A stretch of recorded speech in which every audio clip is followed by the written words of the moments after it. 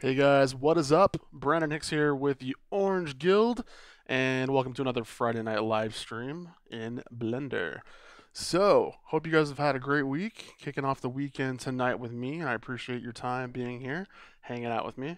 So tonight's going to be fun. We are going to be checking out some hard surface modeling, how to tweak and adapt things, kind of correct some things. I've been chatting with my buddy Lorenzo in the Orange Guild, and we've been talking about some issues on a project he's working on, and have been having a good time chatting with him about how to get through some of those issues. And he's graciously agreed to let me kind of use him as an example tonight to kind of point out how you guys can level up some of your modeling skills, as well as how to tweak some things that you might be seeing in some of your shading with cycles and things like that as we get into this. So, see Lorenzo in the chat. Thank you tonight for hanging out with me. And at any point during the chat, if anybody has any questions, including you, Lorenzo, definitely let me know. And this is all for you guys. So you can stop me at any point. I'll be happy to answer questions. And we're going to get in here in just a second and get started. Okay. So let me switch my screen over so you guys can see what I'm looking at. And there we go. Okay. So Lorenzo has shared a couple of his blend files with me. I have not done any work on these yet. I took a peek before we get started tonight just so I knew what I was going to be tackling, but I have a good idea where we're going. If you guys want me to cover something as we get into this, again, stop me and let me know. We're going to be going for the next couple of hours on this file, and we're going to be tackling a lot of these different things inside this model that we can tweak. So, Lorenzo's asked me some specific questions. So to get started, what we had talked about in the chat was how to get in here and start baking the normals from a high res to a low res and get that ready so it's more optimized. We're currently looking at about 75,000 polys here for this object, which, depending on what your end game is, that may not be a problem, but if at all possible, we definitely want to optimize that so we can speed up render times and you just make our lives a little bit easier. It's always good to optimize wherever you can. So that's one of the things we're going to be looking at. We're also going to be taking a peek at some of the geometry underlying these different parts of the mesh, and we're going to be looking at ways to kind of tweak those, get some better looking bevels and things like that in here. And then, of course, whatever you guys see along the way that you want me to discuss, if you think of something, let me know and we'll get into that. Okay. So, Lorenzo, also remind me if we get in here and I forget that we were going to talk about something, just let me know. I know those are the two primary things we were going to talk about. I also remember that he dropped off this photo for me. He was talking about having some issues modeling this handle and didn't really know how to approach it. So we're going to talk a little bit up front about the subdivision surface modifier and how to start using that to create some of these more organic hard surface shapes. And when I say that, I mean shapes in hard surface models that are not just straight, sharp edges. We've got a little bit of curvature going on in this thing. There's some definite, hard bevels and edges and things like that on the edge, but there's definitely some bigger parts that are rounded off. And when you have those two things colliding in a single mesh, it can get a little tough to work that out. So that's going to be a good thing that we cover tonight. So I'm going to quickly go over and discuss kind of how to approach this, and then we'll jump into the other parts of the model. So let me go ahead and move this over to my other screen, and let's take a look at what we got. So I'm going to open up the other blend file, which has got the handle inside, and we can take a look at sort of how it was approached in the beginning and how we might take a different approach as we get in here and move forward. So one of the first things that Lorenzo did was use sort of a side profile to create the overall shape, which can definitely work. And then he went from here and had some issues trying to figure out how to get the more rounded shapes for the ball and things like that on the front. And it can get a little complicated after you get past this step if you're not familiar with the subdivision surface workflow, which is definitely what I recommend for this type of model. So then he got into trying to use kind of what he knew from the early stages, which was let's take some primitives, let's apply those, we'll cut those apart, and again, can definitely work. But again, it's one of those things that can get tricky. So that's why we're here tonight. We're going to talk about how to get in here and mess with these. I see Lorenzo in the chat says the SGV file from Illustrator extruded. Okay, so you brought in a curve and then pulled that out, and that's how you got here. I'm assuming is what you mean. Okay, so let's take a look at how we could approach this a different way, which is with the subdivision surface modeling techniques. So I am going to go ahead and just do this freestyle from the reference here. And what we're going to try to do, since we know that this thing is symmetrical, at least from what I can tell in the photos, it's symmetrical. We're only going to do half, which is going to save us some time. And then we're going to use basically just straight up polygonal modeling techniques, sort of box modeling, with the sub D modifier applied. So let me show you how that is going to work. Okay, so let's get in here on maybe a new layer. I'm going to reposition my 3D cursor. Let's turn on the screencast keys. So these are going to be down here in the lower left-hand corner. If you guys want to see the keyboard shortcuts, if I forget to call something out, that will pop up down there. Okay. I'm going to be moving a little quick tonight because we have a lot to cover. But again, you guys can stop me at any point if you want, and that's not an issue. Okay, so let's start with a cube. And what I'm going to do is start with the front of this thing where the ball is up at the top, and then kind of work my way back here a little bit. But the first thing I'm going to do is go ahead and cut this thing in half. And then we can go ahead and delete half of this. So I'm just going to select those faces, get rid of those. Let's throw a mirror modifier on, make sure it's on the right axis. And then we can already go ahead and throw on the subsurf modifier to preview what this is going to look like as we go. So the basic idea here is that with the subsurf modifier, we're going to start with really simple geometry, such as a cube, and just by simply extruding and creating edges on the right places, we're going to be able to crease things up or keep things smooth as needed. So let's go ahead and throw a subsurf modifier on this subdivision surface right here. And that's going to go after the mirror modifier.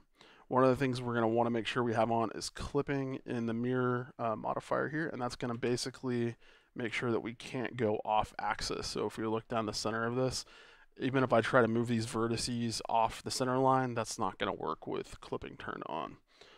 So that's a good thing to use. And then we can also preview how many subdivisions we want to use here. So let's turn it up to 2 to get started, and we'll just go from there. Okay, so to get started with the sort of ball shape, I want to make sure that I have some even subdivisions. So I'm going to place another loop cut down the center of this with Control R.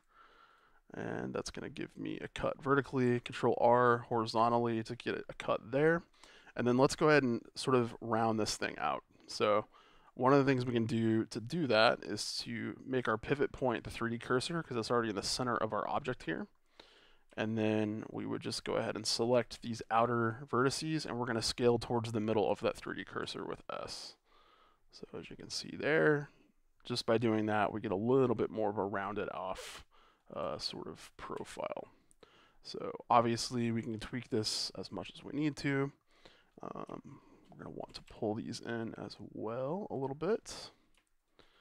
And it doesn't have to be perfect. I'm just trying to get a basic shape in here by scaling these in so it kind of looks like a ball.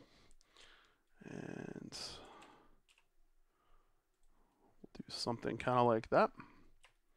Okay, now that is going to be the start of how we get this rounded off shape. Now we'll notice that on the underside, it's a little more round. On the top, it's going to start flattening out. So we can already go ahead and start implementing that in here. Once again, we've got our pivot around that 3D cursor. So if we select these top vertices here, we can scale with S and Z down to that center line, and that's going to flatten down that top edge. So you can see just by using the mirror and the subsurf, we've already got kind of the basic shape in place. And then we can go ahead and start working back from there and extrude out the rest of this handle. So let's say this is the front here, and then let's say this is the back here. So I'm going to jump into a side view with number 1 on my numpad. And then we're going to go ahead and extrude this, and I'm going to go ahead and switch to global here for my orientation. And once again, I'm not going to spend a lot of time making sure that this is perfectly modeled. I just want you guys to be able to get the gist of how we go about doing this. So Lorenzo's going to go back when this is over, and he's going to work on refining everything back up. I'll be able to provide him these files so he can have a reference, but this is so that he knows the workflow, and so you guys know the workflow. Okay, so right now I'm just looking around, seeing what might need to be moved around and tweaked so that we get a better shape. Everything with a subsurf modifier is about averages. So you can think of the distance between this vertice and this vertice split with this vertice. The closer we get to edges, the closer we move these edges together. When you bump these edges close up together on the subsurf modifier, you're going to start getting creasing. And if you don't want creasing, you want to be spreading your geometry out so that you've got very even layout in terms of your topology.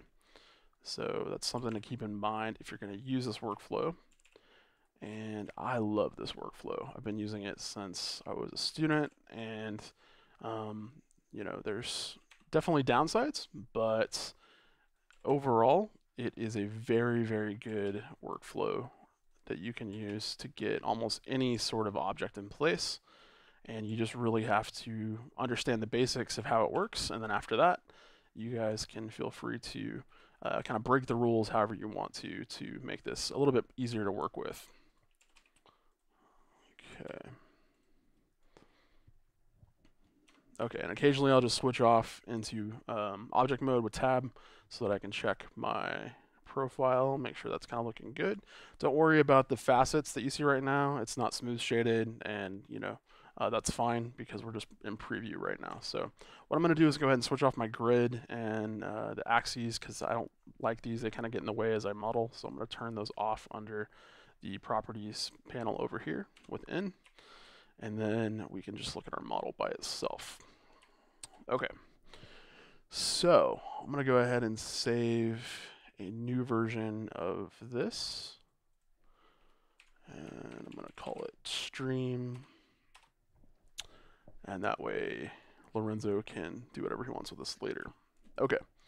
So before I get into doing some of these details on the underside, sort of like this inset down here on the bottom, I want to go back and kind of get this handle kind of modeled into place. Now you can do a lot of things to get this into place. You can use two separate objects and then merge them with a Boolean operation. That's going to kind of mess your topology up, so you have to be familiar with how you're going to handle that. If you want to use the Boolean add and subtract methodology, it's an awesome workflow, but you're definitely not going to be able to use subsurf with that out of the box. You're going to have to know how to adapt that. The other thing is, if you want to keep everything subsurf, all you really need to do is have matching rows of vertices and columns of vertices that you can kind of blend together. And as long as that kind of merges in the right place, then you're going to be able to use two objects and just quickly merge those together. So that's kind of what I'm going to do tonight and show you how to do that as we get the handle back down here. So what I'm not doing right now is I'm not worrying about the sharp edges.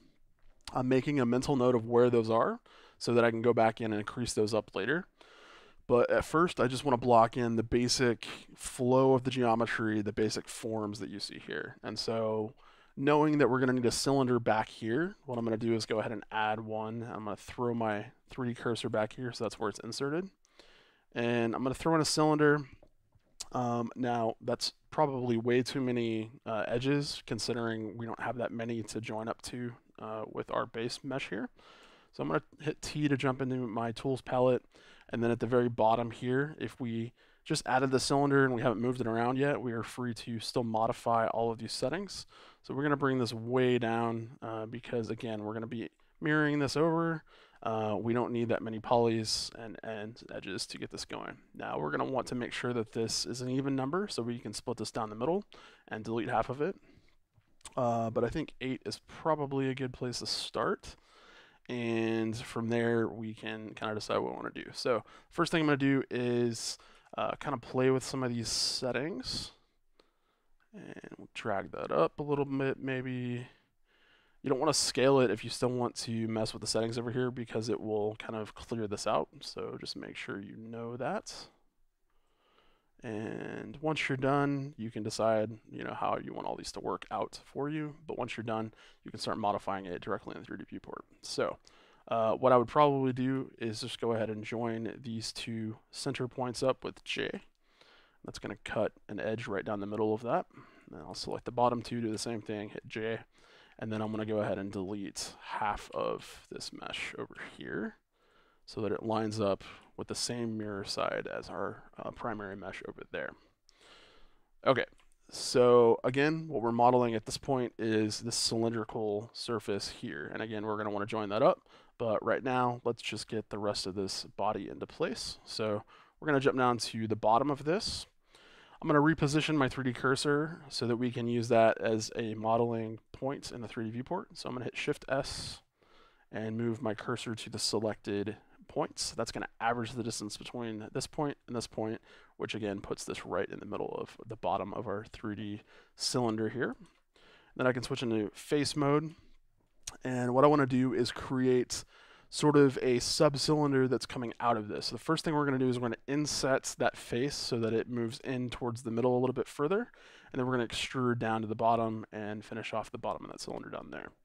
So let's hit I for inset on the keyboard. And I want to use the options at the bottom of the screen. So if you see B for boundary, that's currently on. So if we hit B, that'll switch that to off. And now we can add a surface that will take our mirror modifier into account. So we can go ahead and pull that in just like this. And then once we have this, which is about the distance, and we want to go for the bottom of the other cylinder, we can just extrude that straight down. And there we have the bottom of our cylinder. So once again, not worried about the edges yet. We'll fix that in a minute. But that's basically what we need to be doing to get that cylinder into place. Now, right now, it doesn't look like a cylinder, but once we crease everything up, it will. Okay, so the only thing we really need to worry about right now is how we're going to join up the object here with the front object here. So to do that, all we really need to do is place in the matching edges so that they line up with the edges that are intersecting our cylinder here. So if we look at our geometry, we go ahead and grab everything here. Let's actually just move the cylinder back a little bit.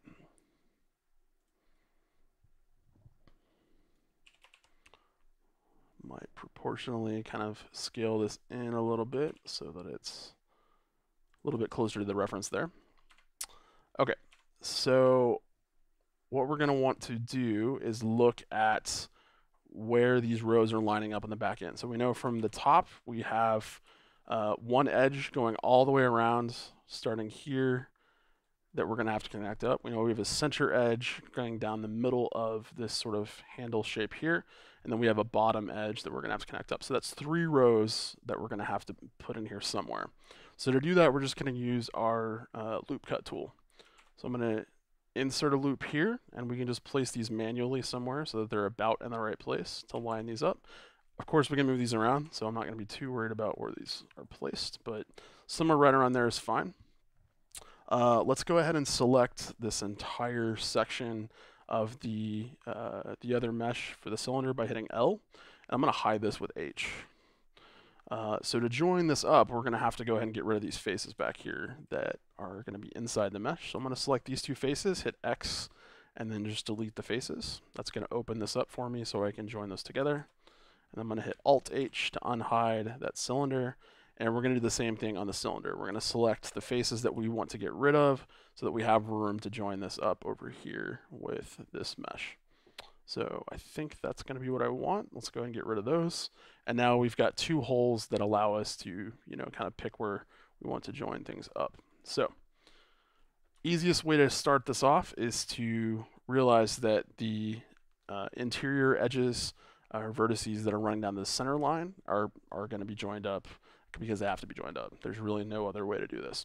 So I'm going to turn on the option down here for automatically merging vertices move to the same location.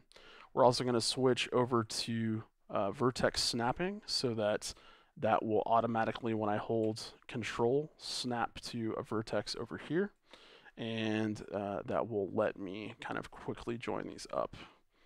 So let's position this over here. Let's take a look.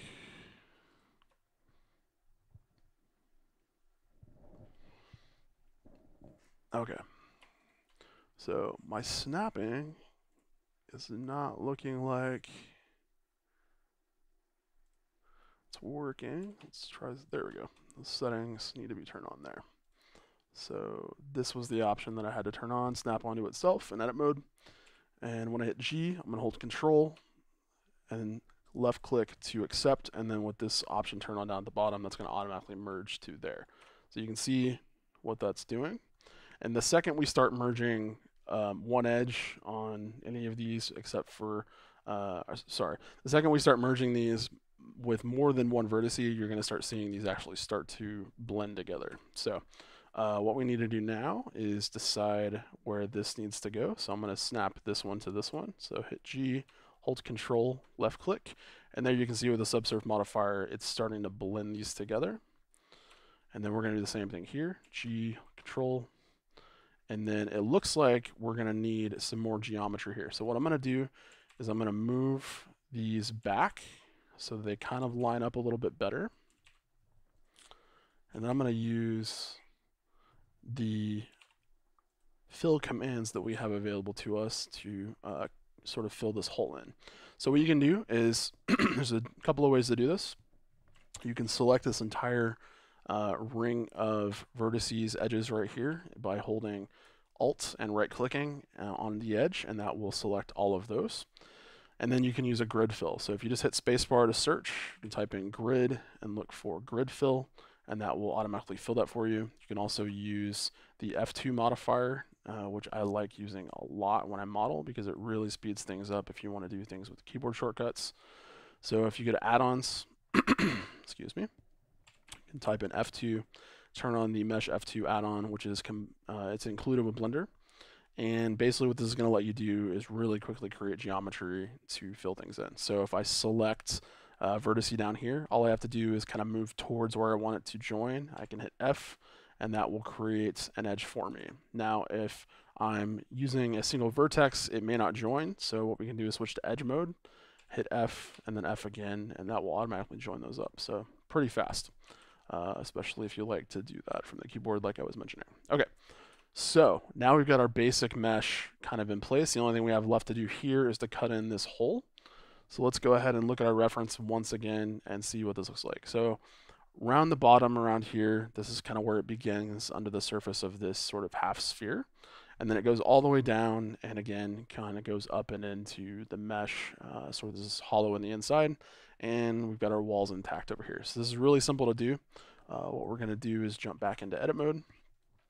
We're basically just going to select the faces we want to use to kind of inset this. And so we know we want to use these main faces here to insert this hole. And we want to kind of stop it right around back here. So to give myself a little bit of supporting geometry so we can get some thickness here, I'm going to use the inset again. And once again, we're going to type B on the keyboard so that the boundary is going to kind of be deleted from the center of the mesh here. You can see what that does. It gives us an edge loop kind of going all the way around. That is going to be the thickness of our wall for this inset. So then we can select those same two faces, and we're going to E, and we're just going to extrude that up into the middle of our handle here. And that's how we're going to get this basic shape in place. Now, if you don't want this little edge that you see kind of jutting out here from the inset that we created, all you have to do is merge that up. So we can select this, hit G, hold Control, and then merge that there.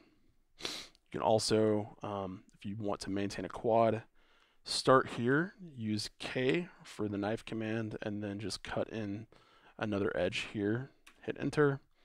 And then with face mode, you can select these two triangles, hit F, and merge those up to a quad again. So basically all that's doing is it's flattening back out what we just had. If you want to go ahead and do that manually the other way, all you got to do is kind of bump this down a little bit, move this in, and you get the same effect. So same sort of process there for kind of going about that. And of course, the further you spread these out, the less you're going to have a crease in here. If that's not apparent sort of with the second level of subdivision, you can always increase this and kind of see what your edges are doing there. But that is basically how you get this into place. Now, before we move on, I'll show you how to quickly crease this up so you guys can see how easy it is to get this into place. Got a little indentation here at the top. I'm not going to do all these other little details because it would take too long and I have some more stuff I want to cover tonight. But I'll quickly show you this and then creasing this up. So basically it's the same process. We take the top edge here, we select these, inset those, hit B, and then instead of extruding, because it's just a small dent, we're just going to pull these down a little bit. It's just a little bit of an indentation. So you can see that there. Now, if you don't like the shape, all you really have to do is move the vertices around until it's kind of lining up with how you want to have this appearing on your model. So if you wanted to be a little bit more round, just kind of round out these vertices here like this, and then you're going to get a bit more of a round shape there. If you want it to go a little deeper, take that center vertex down a little bit more.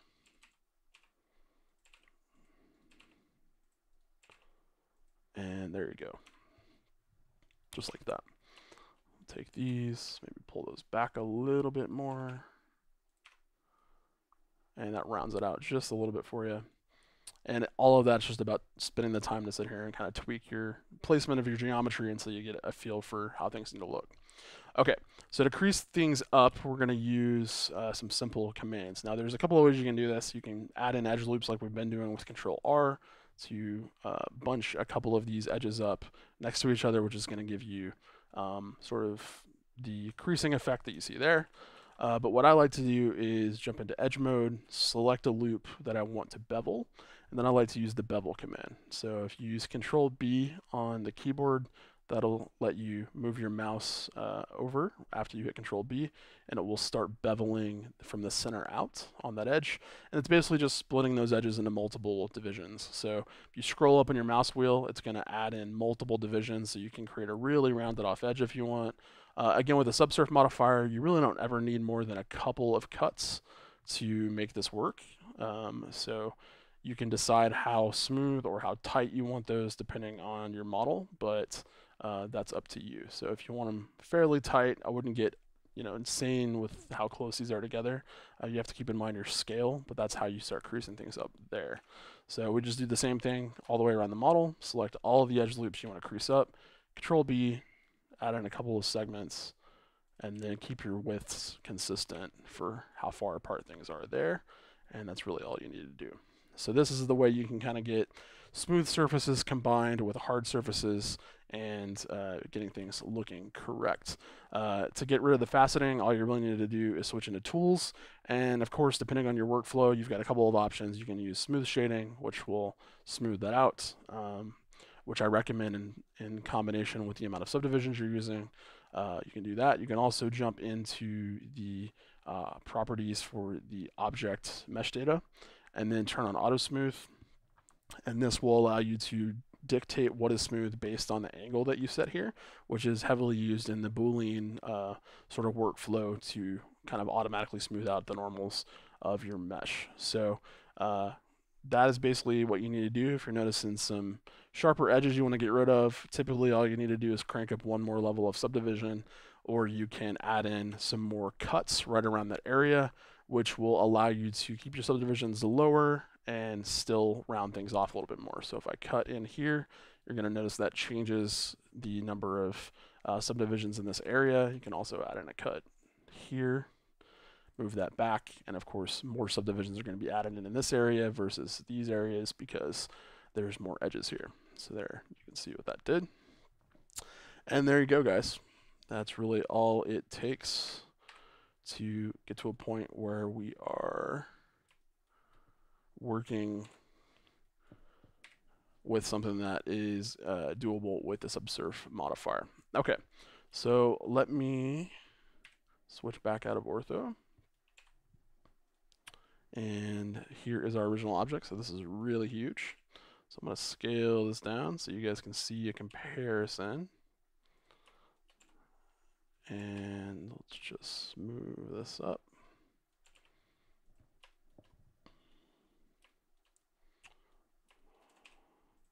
Okay, So if you want to use subsurf modifying techniques to create your geometry, then this is how I would go about doing it for most of the things that you see over here. Lorenzo's opted to use some of the older, or sorry, not older, the alternative techniques using booleans to create his meshes. So we're going to talk about how you can go ahead and modify the geometry using this sort of approach in the next part of the stream tonight. So I'm going to go ahead and save this so that Lorenzo can take a look at that later. And then let's jump into the other file tonight and take a peek at how we can modify some of this geometry, get some smoother bevels, edges, fix some shading, and baking. And then Lorenzo, again, remind me if there's anything else we need to talk about tonight. We can definitely do that. Okay, so let me get a drink of water real fast. Did that first section help you out, Lorenzo?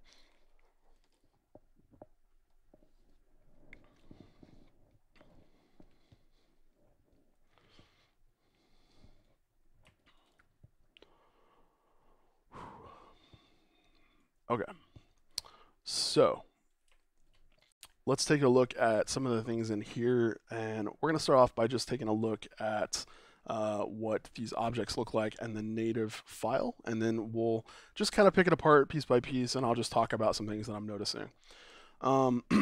Also, just a reminder to Lorenzo and everybody else watching, this is going to be up on the YouTube channel so that you guys can go back and watch this. So if you missed something, if I was going too fast, don't worry, you got this thing recorded so you can go back and kind of pick it apart.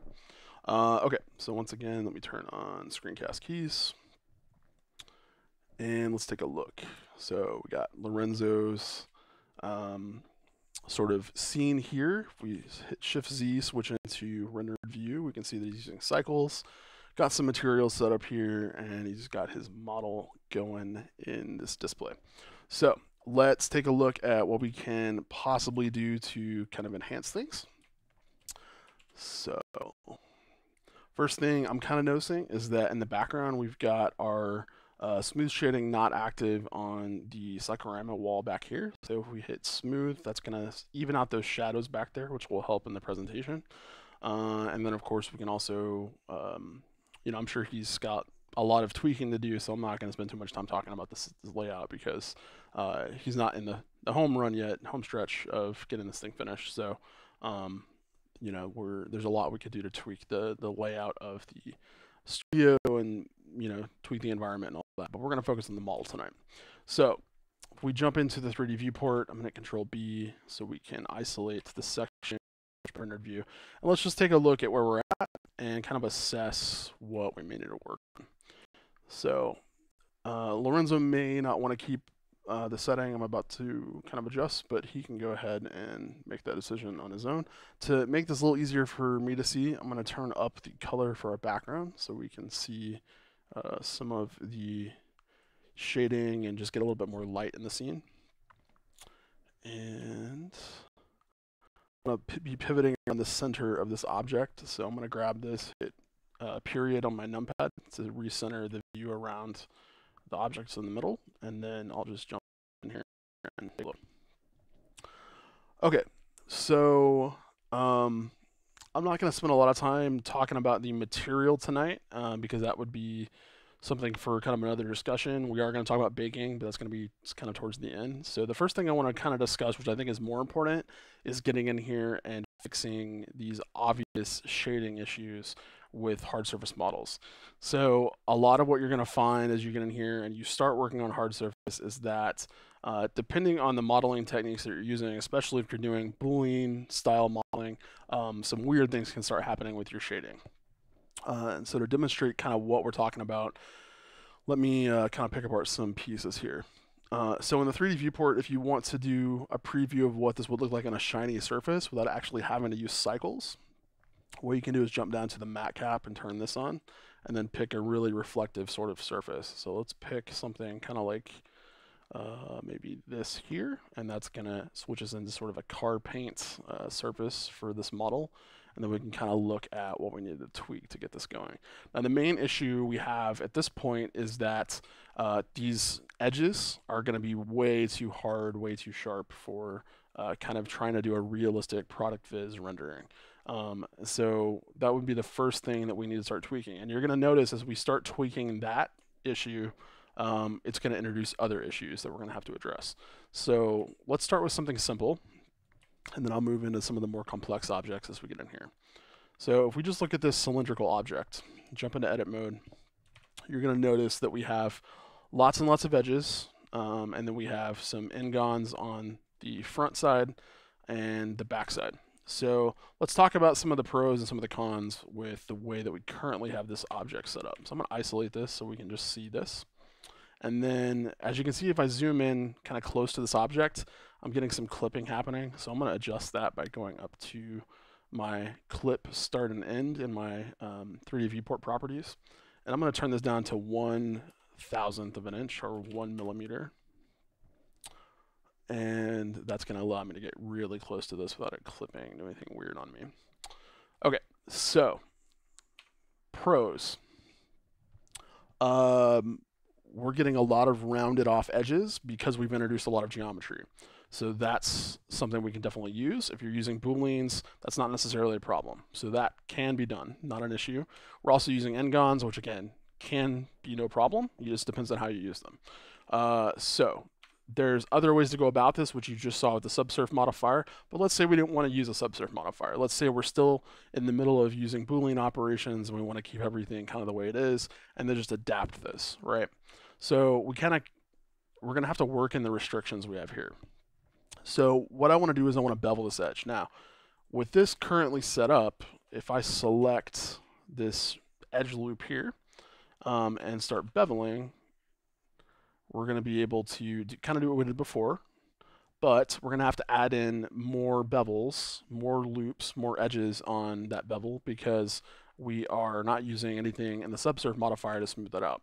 So you're going to have to add more of those, but that's doable. Okay.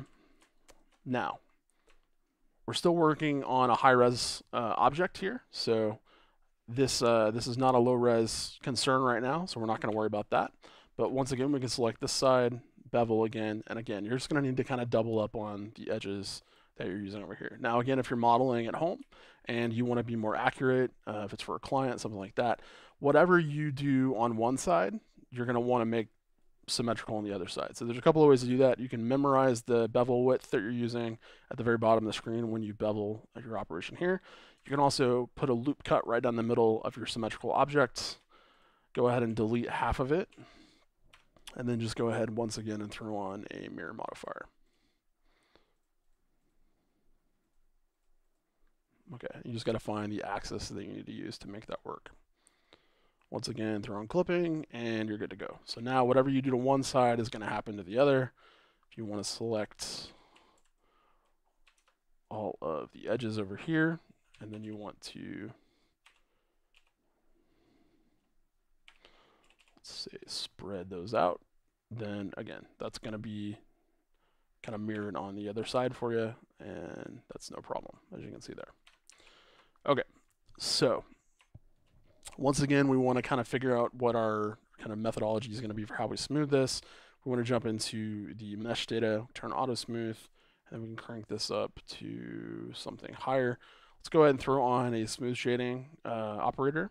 And now we can kind of see what this is doing as we play with this. So if we get this down to a low number, 15 degrees, you're going to start seeing these sharper edges pop back in again. And that's because the angle difference between these curved edges on the sort of quarters here is more than or less than 15 degrees. So if we start turning this up, you're going to see that anything higher than this number is going to get smoothed. So that is how you kind of use the auto smooth in your models here. And there's ways to sort of customize the way you're using this. If you jump into edit mode, jump into edges, and then you look at your properties over here. If you grab an edge, you can also change the edge data. So you can see the mean bevel weight, mean crease, all of that. And if you want to start using the bevel modifier, that will allow you to use values here to kind of drive that modifier in place. So that's something you can use. But this would be the quickest way to get this cylinder looking better in this case. So let's jump back in and kind of take a look at some other things around here. And let's look at it. Let's take a quick look at the difference between this cylinder and the cylinder here. So I'm going to duplicate this, and then let's just put these side by side so you can see what is going on here. Okay, so just from a MatCap preview, you can see that we've definitely got some differences. So I can go ahead and smooth this, and you can see when I do that, we're getting some very weird looking response with the reflections. And that's because without any holding edges like we just created with the bevel, there's nothing to tell Blender that this should not be one continuous rounded off object. So as far as Blender is concerned, because this thing is low res and there's only one edge separating this flat side from this rounded side, when it smooths, it's going to pretend like this is a curve, okay? And so to tell it that that is not the case, you need to have more edges in here to indicate that this is needing to be sort of a beveled edge. And that's really all it takes. And then you can turn on smooth shading. That's going to smooth out all of those rounded surfaces, so you're not getting this sort of square faceting down the cylinder. And it'll also prevent you from having to add in tons of edges, as you see here, if you don't want to get rounded off looking objects. So that's how you fix this. This is going to be way more apparent on objects that have more sort of unique geometry, as we see here. So I'm going to show you that in a second, because that's going to be the primary object that we work on tonight. And then we can jump down here and take a quick look at some of these other objects. So let's take a look at some of these other things we have down here. Take a look at this cylinder. And we've got a lot of geometry wrapped up in this cylinder. So this is one of those things where because you want to have so many rounded edges, and obviously it's a sphere, so you want it to be round, and you want to get rid of all those ugly looking shading artifacts.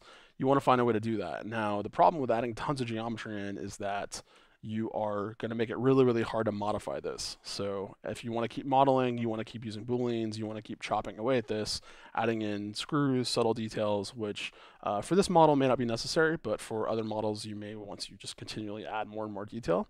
The more edges you have in here, the harder it's going to be to go back in once you're done modeling and fix all the shading issues. So that's something to keep in mind. In this case, because it's not really going to be an issue, the only thing we have to concern ourselves with is this edge here for this bevel. We can go ahead and throw this smooth shading on there. And then you can see around this edge, we're getting some kind of weird looking reflections. And that has to do with the geometry that we have here. So let's jump down in here and take a quick peek at what this is looking like. I'm going to go ahead and isolate this so that it's easier to look at with all the other objects in the scene. And we're going to use // on the numpad to isolate just this object. Okay, so you can see how dense this is with all the geometry in here. If we zoom in, you can see how many squares we have that we're kind of looking at here. And we've also got some edges over here that are being triangulated, and it's not sort of consistent around the edge. Now, this could happen if you bring in sort of model data from a CAD program. If you're cleaning up models, you're going to see this quite a lot. So this is not something you would typically see unless you did some sort of custom Boolean operation in Blender. But you can see we've definitely got some things that could be better here as far as this edge. Now, the real issue is, like, how do you get a good bevel on this object when you've got this already here, and now you want to modify this?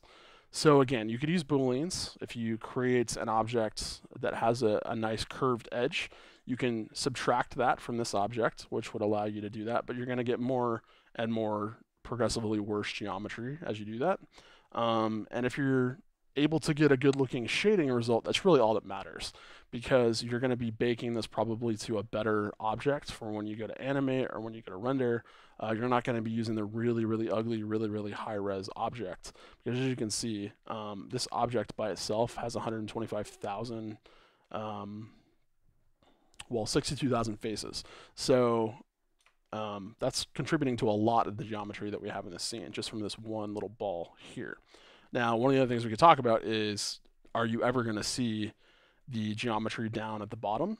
Typically you won't, so you could get rid of some of that. That would help. But if you're primarily concerned about this bevel up here, the best thing to do at this point is to kind of reconstruct what we have. So what we can do is quickly jump in here. And what I like to do is kind of isolate the areas I'm going to work on and then kind of rebuild from there. So what we know is that we can't really select these edges or these faces here with the loop selection, because if we try to do that, we're going to get, sorry, hold on, let me, I think something weird out. Yeah, I switched to, there we go.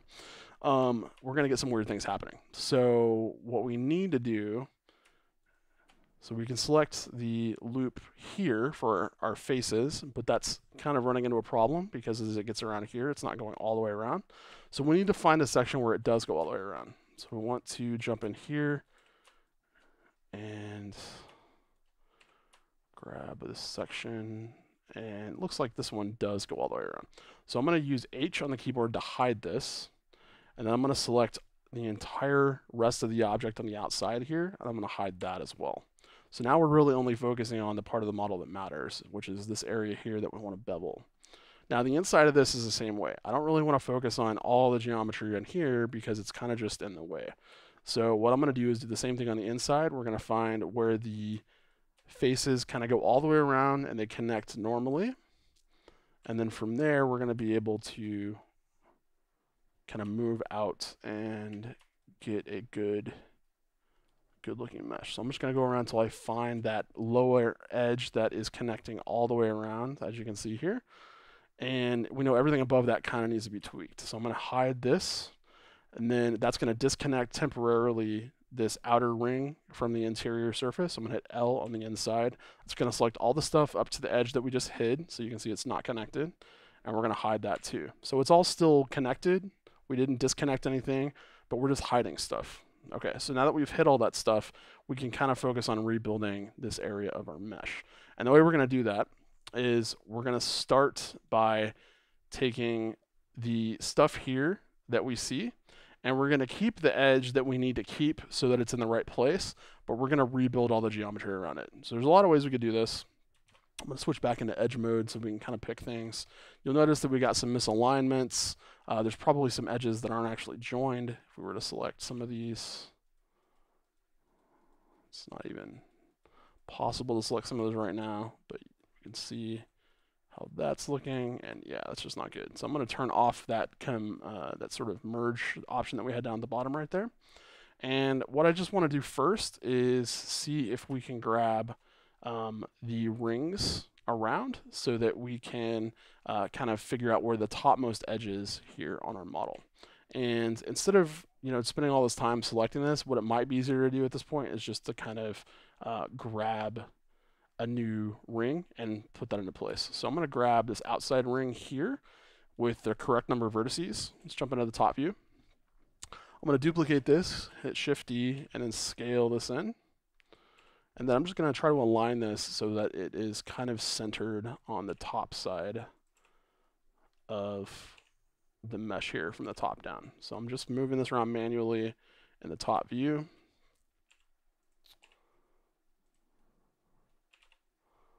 I'm going to move this above everything. Let's go to the side view here. You'll notice that we're kind of on an axis, so that's kind of why we may be having an issue trying to line this up. So I'm going to rotate until we flatten this down.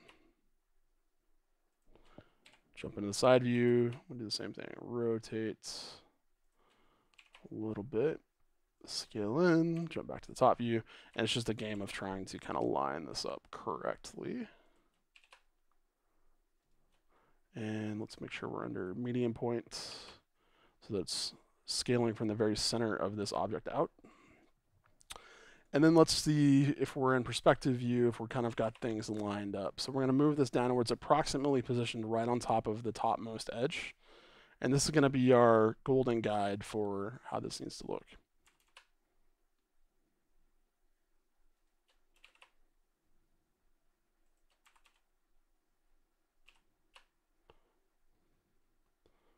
So again, on your own time, it's going to be important to kind of spend the time to line this up perfectly, or as perfect as you want it to be, but in this case, this is probably good enough now. So now what we have is we have enough of something here to kind of rebuild from. So what I'm going to do is I'm going to hide that ring that we just duplicated. I'm going to select everything here, and then I'm just going to get rid of it. Delete all the vertices. Now I'm going to unhide everything that we see for the entire object. And you'll notice we've got the inside mesh that we hid. We've got the ring that we just duplicated, which you can see all the way around here. And then we've got the outside mesh here. So the simplest way to join things back up is just to use the bridge loops tool. So I'm going to go ahead and jump in here. Make sure that we have this edge ring selected and this edge ring selected. And I'm going to look for the bridge edge loops and use that. And it should work by correctly lining things up with the proper number of polygons and things. So if you're seeing this happen where you're getting the sort of triangular thing going on and you're not keeping all quads, that means that there's a different number of vertices between the bottom ring and the top ring, or the two rings in general. So I'm going to undo that. I know that the rings should be the same sort of count on the outside because they're the same ring. It's just different positioning. So let's bridge those. And yeah, there's what we were hoping to see, which is all quads going into that. And let's go ahead and instead of merging and then beveling, what I'm going to do this time is just extrude. So let's jump into edge mode. Let's grab this inside edge. And now to create this bevel, all we really need to do is hit E and then S to extrude, E, S to extrude, E, S to extrude. And then no matter what we do here to bridge these, whatever the geometry looks like, we've already got some edges up here that are all quads that we can kind of work with to get that nice bevel. So as you can see now, with that all joined back up, the shading is looking the way it should look on a nicely beveled edge. We've got even shading, got a little bit of a highlight on that edge, and that's what we're looking for. So let's hit /, go back into our view here, and there we go. Okay, so for the rest of tonight, what I'm going to work on is this main object here in terms of tweaking the geometry, and then we're going to look at how to bake to a low-res object that we create. And then if there's time, I'll go back and answer any questions that Lorenzo may have about some other things in his model, and then we can also answer any other questions that anybody else has. So let's take a look at this one object. I'm going to isolate this. And this one's a bit more complex, so this is why I kind of saved this one for last to talk about, because there's some more things we're going to have to look at in terms of tweaking here. And we're not really using the Boolean that we still see live here because it's turned red, so I'm going to go ahead and get rid of that because we don't need it. And let's see what we got going on here. I noticed that this object is symmetrical, so one of the first things we may go ahead and do is just go ahead and cut this in half to save ourselves some editing time. So I'm going to go ahead and add in a loop cut down the center. We'll notice that didn't go all the way through, and so we'll have to kind of manually join this up. So the quickest way to do that, and this doesn't always work, it depends on how your mesh is laid out in terms of the distance between point A and point B. But if you select the last vertice where it stopped cutting through the loop cut, and then you select the other vertice that it needs to join up to on the other side, the join command with J will automatically try to find the shortest distance from point A to point B and then cut through the rest of your model. So if you hit J, that should automatically try to cut through and give you a perfect center line down the middle. So now we should be able to select all the way through this mesh, ideally, but we're not able to right now, and it looks like there may be some duplicate geometry sitting on top of each other. So the first thing I'm going to do is select everything, and then I'm going to use the remove doubles command right here. You can also find this under the W menu, and then click on remove doubles. And it tells me we've removed 554 vertices. So there's quite a lot of vertices sitting on top of each other. Now if we jump into edge mode and try to select this, we still see that it's not connecting up all the way. This may just be because of some other geometry issues we need to address. So I'm going to go ahead and delete half of this model, and then we'll go ahead and mirror it over and see what we can do. So let's jump into vertex mode. I'm going to grab everything on this side. Go ahead and delete it. and it looks like we didn't connect all the way up on this side to the front, so I need to undo that. And I'm just going to select from this view here, and there we go. Okay, so throw a mirror modifier on. Make sure it's under the right axis. There we go. Okay, now whatever I do to one side should happen to the other side. And we can start tweaking things and fixing things. So, very first thing is we want to start creating those bevels, making the shading correct, and kind of fixing things as we go. So we know that here we want to turn on auto smooth. We want to crank this up probably a little higher, maybe 65 degrees. And that's looking good already. So the thing that's going to break this is when we start beveling. So you can see here, because we've got a nice little bevel already in place, this is working, right? But as we start beveling these edges, things are not going to be so pretty anymore. So I'm going to kind of round that off a little more. And that same nice, reflection that we're seeing happen here is what we want to see over the whole model. So first thing I want to do is address this entire side over here. You can see that it's all sort of triangulated and brought in. Again, if it came in from an SVG or came in from a CAD program, this is something you're going to typically see all over the place because this is just the way CAD programs work. They triangulate stuff. If you're using a Boolean workflow, this can also do it in Blender. And when you're trying to keep things looking smooth, quads are your friends. Triangles can be kind of not good because it's going to tend to invite some shading issues. Now, I don't want to say that is always the case because there's always an exception, but I'm going to show you how to kind of tweak this a little bit without having to totally remodel this. So I want to jump in and select all the faces. I'm going to jump to a side view, and we're going to grab all of the faces on this one side. I'm going to hit Control I because I want to hide the rest of this object. And now we've just got this sort of face over here, this edge over here to select without having to worry about the rest of the model again. Now, I don't want to have to constantly go in here and try to select all of these triangles because we have tons of tiny little triangles in here that are going to just be a huge pain in the butt. So what we're going to do instead is we're going to start using n-gons to our advantage. So I'm going to use the C command to kind of circle select a bunch of these. I'm just going to grab a huge chunk down the side, hit F, that'll make it one solid face, and then we can do the same thing here, go down as far as we kind of want to, hit F, and this won't work if you try to make the entire thing an n-gon because we've got some concave areas, and that's going to make it a little hard for Blender to understand what's a face and what's not a face, and it'll mess up. So I would just recommend kind of segmenting this up. Just make it 3 or 4 faces all the way down, 5 if you have to, whatever is easiest. But this will still save you quite a bit of time trying to select all of these little areas as you see here. So grab all of that, hit F, and then once again, grab all of this, hit F. Okay, so now we only have 5 or 6 faces to worry about. I'm going to select all of this, and I'm going to inset this so that we get a little bit of holding geometry that we can play with. So this should be pretty even all the way around. I'm just hitting I and then holding Shift and moving my mouse till I can dial this into where I want it. So somewhere around there is probably okay.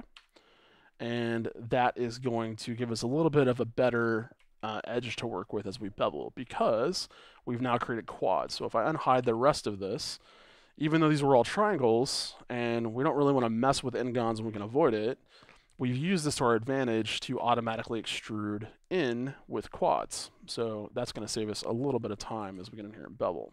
So now we can go ahead and select this entire ring around the outside, bevel this up with Control B, and we just have to pick how many edges we want here. It doesn't take a lot.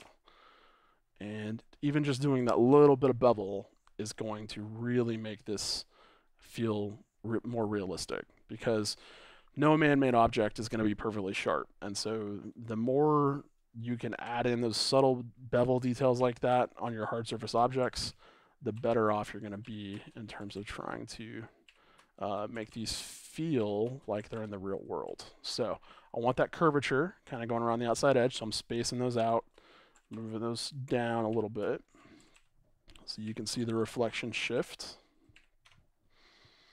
There we go. We can play with the angle here.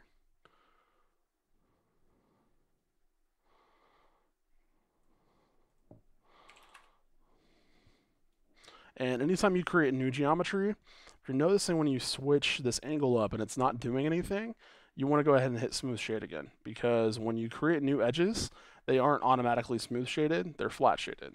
So just make sure if you're still editing your geometry, occasionally go back in and tap that while you're editing your angle here, and that should make it a little easier to kind of mess with things. So there you go. That edge is now looking way more realistic on both sides. And if you compare that to the inside edge, which we're getting some really inconsistent reflections with, not only with the faceting there, but also the fact that it doesn't really know that this is not a curve. Here it definitely understands the way this is shaped, but on the inside it doesn't. And that's because we only have one edge to play with. So again, on the inside edge, we're going to do the same exact thing. Grab the face. This one's already got some n-gons to play with, which is good. So we'll grab those two, and we'll hit I. Same process. We're just going to kind of inset this edge here a little bit. Now, the one thing you're going to have to pay attention to a little bit as you do this is that you're going to get overlap sometimes. So at the bottom here, we don't have an issue, but at the top here, we've definitely got some problems. So I want to jump into vertex mode. Let's hit period on the numpad to focus our rotation around this edge over here. And then let's just kind of move these around until these are not laying on top of each other like this, because this is going to create some problems for us. So to do that, we're going to use edge slide. Basically, you just tap or vertex slide. So you basically just grab a vertex, hit G twice on the keyboard, and it's going to keep it stuck to the edge that it's on and just allow you to slide those across the surface of your model. And this is a really fast way to kind of move points around while still being connected to the same sort of surface profile of your model, and not have to worry about realigning everything so that they're all still flat, because this is now still laying flat on that edge if we look down this profile view, and that's what we want. So now we just kind of unscrambled that, move those back apart so that they're kind of spaced out so we're not getting any weird creasing, and if we want, we can spend some more time kind of evening these out. You can also jump in, grab all of those, go down to your loop tools, which doesn't look like I have those turned on. Let's go ahead and jump into user preferences, add-ons, search loop, and check that off. Loop tools is bundled with Blender, so you guys all have this. Now, if you look under your tools palette at the bottom, you should see loop tools. This is a really handy mesh editing menu tool set. So once you have these selected, you can use something called relax or space. Space will just evenly spread these out for you so that this is the same distance. You can again tweak the profiles of how this works down here under the properties. Every time you use one of these commands with these little menus, you can expand here. Okay, so that's all we need to do. Now it's looking a little bit better there. Got ourselves some holding geometry with those insets, and now we can go ahead and bevel this edge. So let's go ahead and grab the edge here, and we can go ahead and bevel that. Now, before I do that, what I'm noticing is that we don't have sort of this geometry fully worked out from here going all the way through our mesh to the other side. So typically what you would see here is, because there's a corner, you would see a loop cut going from here all the way through the model, around and up to the other side and down through here. Now what we have here is we have this sort of weird quad shape that is sort of an n-gon connected up, and it's sort of creating this loop around, and it's a way to sort of model this, but I wouldn't say it's the best way to model this. So one of the things I might do here to fix that is go ahead and create that sort of cut all the way through. So to do this easily, let's go back into face mode. I'm going to grab this first face here, and then I know I want to cut through all of these. I'm going to hide this. And I want to do the same thing on the other side where we're going to cut through. So I'm also going to hide this. And the idea here is basically that we're just going to approximate where this needs to line up right about there. and that will line up on both sides. So now we can unhide our geometry with Alt-H and just connect things up. So here we know we need to connect up to this point down the side with J. We'll cut that for us. And here we know that we need to connect up here to here with J. Okay, so that's given us that connection all the way through. And what we're still going to have to contend with is this n-gon that we have here. And the only reason this is important and we don't need an n-gon here is because we're going to try to bevel this edge. And the bevel won't really work without a smooth edge flow going all the way through. So because we have this sort of weird five-sided shape here, we need to figure out how we're going to resolve that. So the easiest thing to do, because we're right here, is just go ahead and kind of get rid of that. So I'm going to hit Control X to dissolve that, hit J to join that back up, and now we've got that smooth edge flow there. And then if we want to connect this back out so that we're not having any issues on the other side, we can go ahead and hit K, and then knife tool over to the middle, hit enter, and now we've got all quads. So we may want to go ahead and do this again here for these other pieces, just to make our lives a little easier if we want to keep editing this mesh. So we can cut once here to the middle, hit E to continue cutting, grab, and hit escape. Cut here, hit E, cut here, hit enter. Okay, so now we got all quads there.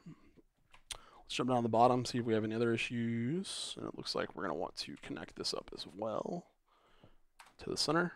And you can see as we're cutting, that's changing the shading properties on our model. So we're definitely making some decisions here that are going to affect how this is looking. Now I want to line this up so that it's flat and in line with this vertex over here. So I'm going to go ahead and make sure I have vertex snapping turned on. And I want to hit G, and then I want to constrain this in the X direction, so we're only moving on this axis, and then I want to hold Control, and that will snap it to the same X position. So those are all flat now. And again, we do the same thing up here. Grab this, GX, Control. Now that's all flat. Okay, so we still have a little bit more fixing to do over here, and that has to do with going the other way. So we have n-gons that are affecting the shading because we have this five-sided poly here, which is going to need to be joined up somewhere over here. Now, again, we're not going to get into doing tons of fixing on the n-gons tonight because we could spend all night getting here and turning this whole thing into quads, and I don't want to do that because ultimately it's not necessary. If you know what you're going to do, then you can get away with not fixing everything. And the only reason you would ever need to is if you're going to animate something that was going to be deforming, like a character. Characters, pretty much without exception, need to be all quads when you're going to rig it because their mesh is going to bend and deform, and you got muscles and all that stuff going on. With a hard surface object, the only really prerequisite that determines whether or not you need to keep working on your mesh is, does it shade properly? And if it shades properly, you're good to go. No one's going to fight you on the way your mesh looks, especially not a client, because they don't care anyways. So if we're getting this little weird dark shading area like we have here, that just means we kind of need to connect this up over here somewhere. So what I might do is grab a knife tool, cut back to that center line, hit enter, and you'll see that it kind of shifts the way that that looks in terms of the shading. Not much, but it did change the highlight there a little bit. Okay, so now that we got that in place, we should be able to kind of start looking at beveling this. And let's see if we are ready to do that. All right, so we still have a n-gon here. You can see that that doesn't continue this all the way through and stops. Let's just go ahead and see if we can keep the edge loop selection going, and if that matters. It may not, so let's hold Alt and Shift and right click here to keep selecting those edges till we can continue that edge loop around. And then we'll do the same thing on this side. Anytime there's an intersection and it doesn't know which way to go, it'll stop selecting. So then you just have to manually keep telling it where to go. So Shift Alt, right click, and now that goes all the way around. That connects. So we are good to go. So my keyboard keeps switching into French. Don't know what the keyboard shortcut is for that, but I don't want to do that. Okay. So let's hit Z to make sure that that is connected all the way around, and it looks like we are good to go. And now we can jump in here and pick how we want to bevel. So Control B, and let's add in, let's add in 3 cuts because we're not going to subsurf this. And then I want to grab this inner edge.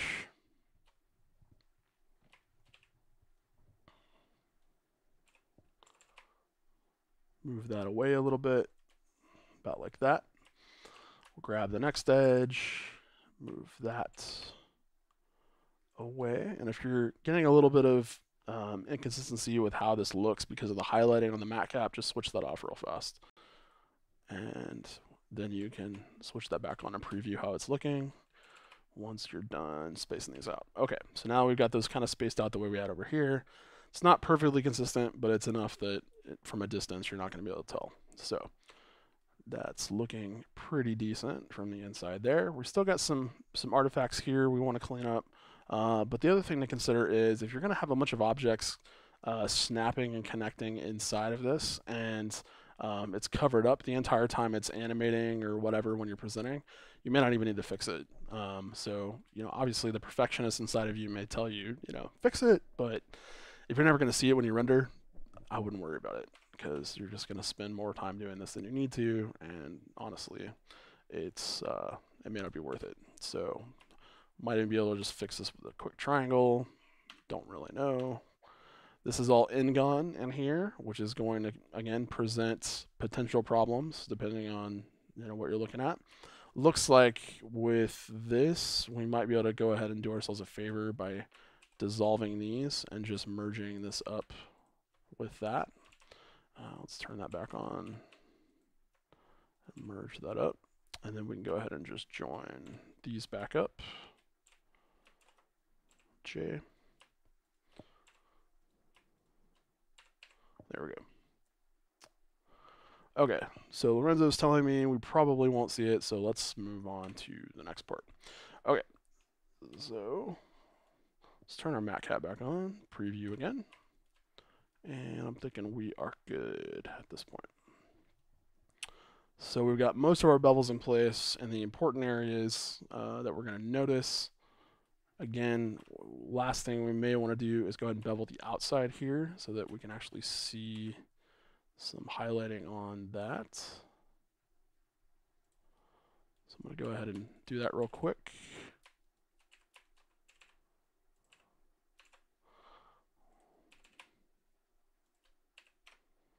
There we go. And let's switch out of local view and take a look at how this looks. Okay, so in matte cap view, you can see this object compared to this object. We've definitely got some better looking edges there, and that's all because of our bevels that we've added in. So if we go ahead and throw in a smooth shade on this, we're really going to notice some problems. And again, you can keep it flat shaded and just smooth shade the faces down the middle. So if you select those and you smooth shade those, I'm going to type in smooth, do it from here, then that may work. The other problem though you're going to have is still some reflection issues. Now, an unsavvy client may not notice it, but from a 3D standpoint, the reflections aren't accurate. And again, we're going for accuracy here. We're going for realistic, and the best way to get that is to just have consistent models. So you can see how the reflections on the other side here are kind of smoothly moving across that side of the flat part of the model. And we're not really getting that with this object because, again, it's thinking that this is all one big rounded object. So you can see it's curving around instead of being flat across this side the way it should be. And that's the pro of doing what we're doing here.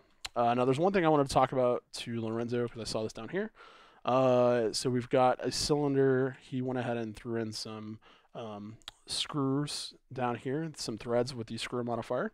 So I'm going to talk about some options that I thought would be helpful to turn on because we are going to notice some inconsistencies down here. So I'm going to turn off the matte cap so you guys can see this. I'm going to go ahead and let's just move this to the second layer because I don't think we actually need that anymore. And let's take a look at what we got here. So I'm going to reposition the view around our threads down here. Now you'll notice that these are not connected up going all the way around. So if we jump back into the modifier tab, we've got an array, and these are sort of offset, and that's how we're creating this. Now, what I would probably do is use the screw modifier to do this instead, but you can do it this way.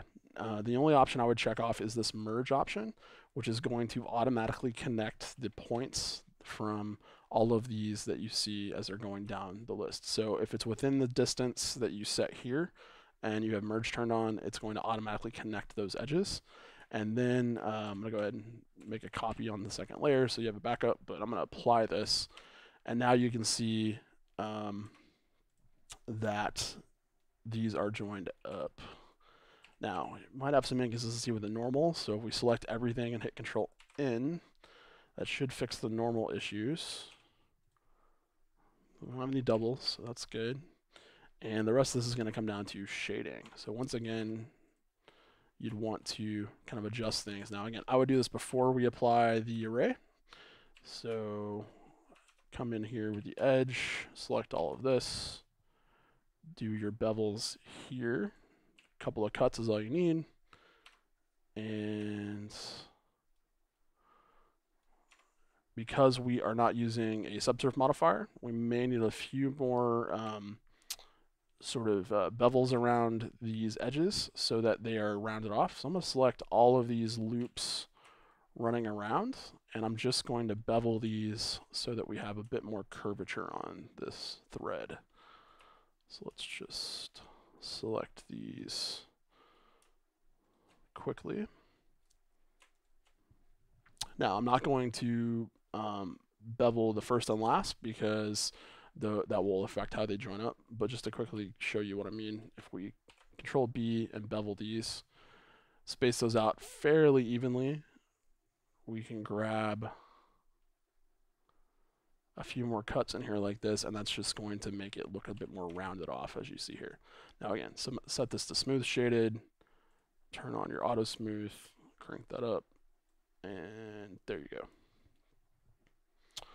So that's kind of all that's needed there to get your thread looking good. And let's talk about now what we're going to need to do to kind of turn this into a low-res object. We're going to want to bank the normals. We're going to want to fix all that sort of stuff so that we're not dealing with 82,000 polys. Okay, so just to recap kind of where we're at, I'm going to save. And let's take a look with cycles where we're kind of at. So again, we're seeing more consistent shading now on the object that we fixed. We've still got some kind of weird looking things happening here, but it really shows up in the cycles materials, as you can see on those objects that have the proper bevels and all that sort of stuff. So that's the last thing I'll say about that. But now let's get into how we're going to need to bake this, because I know that was one of the major things that Lorenzo wanted me to cover, which was the normal baking process. Now, the reason we're doing this is important for everybody to understand, even if Lorenzo kind of already knows this. Baking normals is so that you can take all of that detail, all of that time, all that energy that you've put into that high-res mesh, and you can then save that to a lower resolution piece of geometry. So you think of people creating games and going into a game engine for the PlayStation, Xbox, whatever. They don't have the luxury of millions of polygons for characters. They may have more options than they used to in these next-gen consoles, but they still have polygon budgets. They have limits that the engine can render without slowing down, right? And so we have the same problem in Cycles with Blender. There's only so much memory to go around.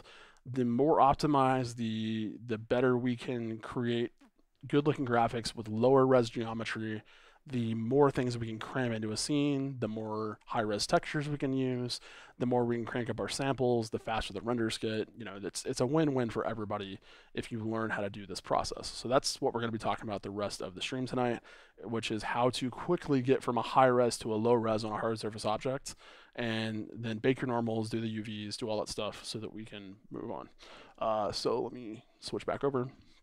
And let's talk about that. So I'm just going to show you on this object because, again, we don't have time to do everything here, but Lorenzo can copy this process for the rest of the pieces. It's exactly the same. There's no difference, and this is probably the most complex object that we have to work with here tonight. So let's go ahead and duplicate this, move it to maybe layer 3, and then let's just talk about this.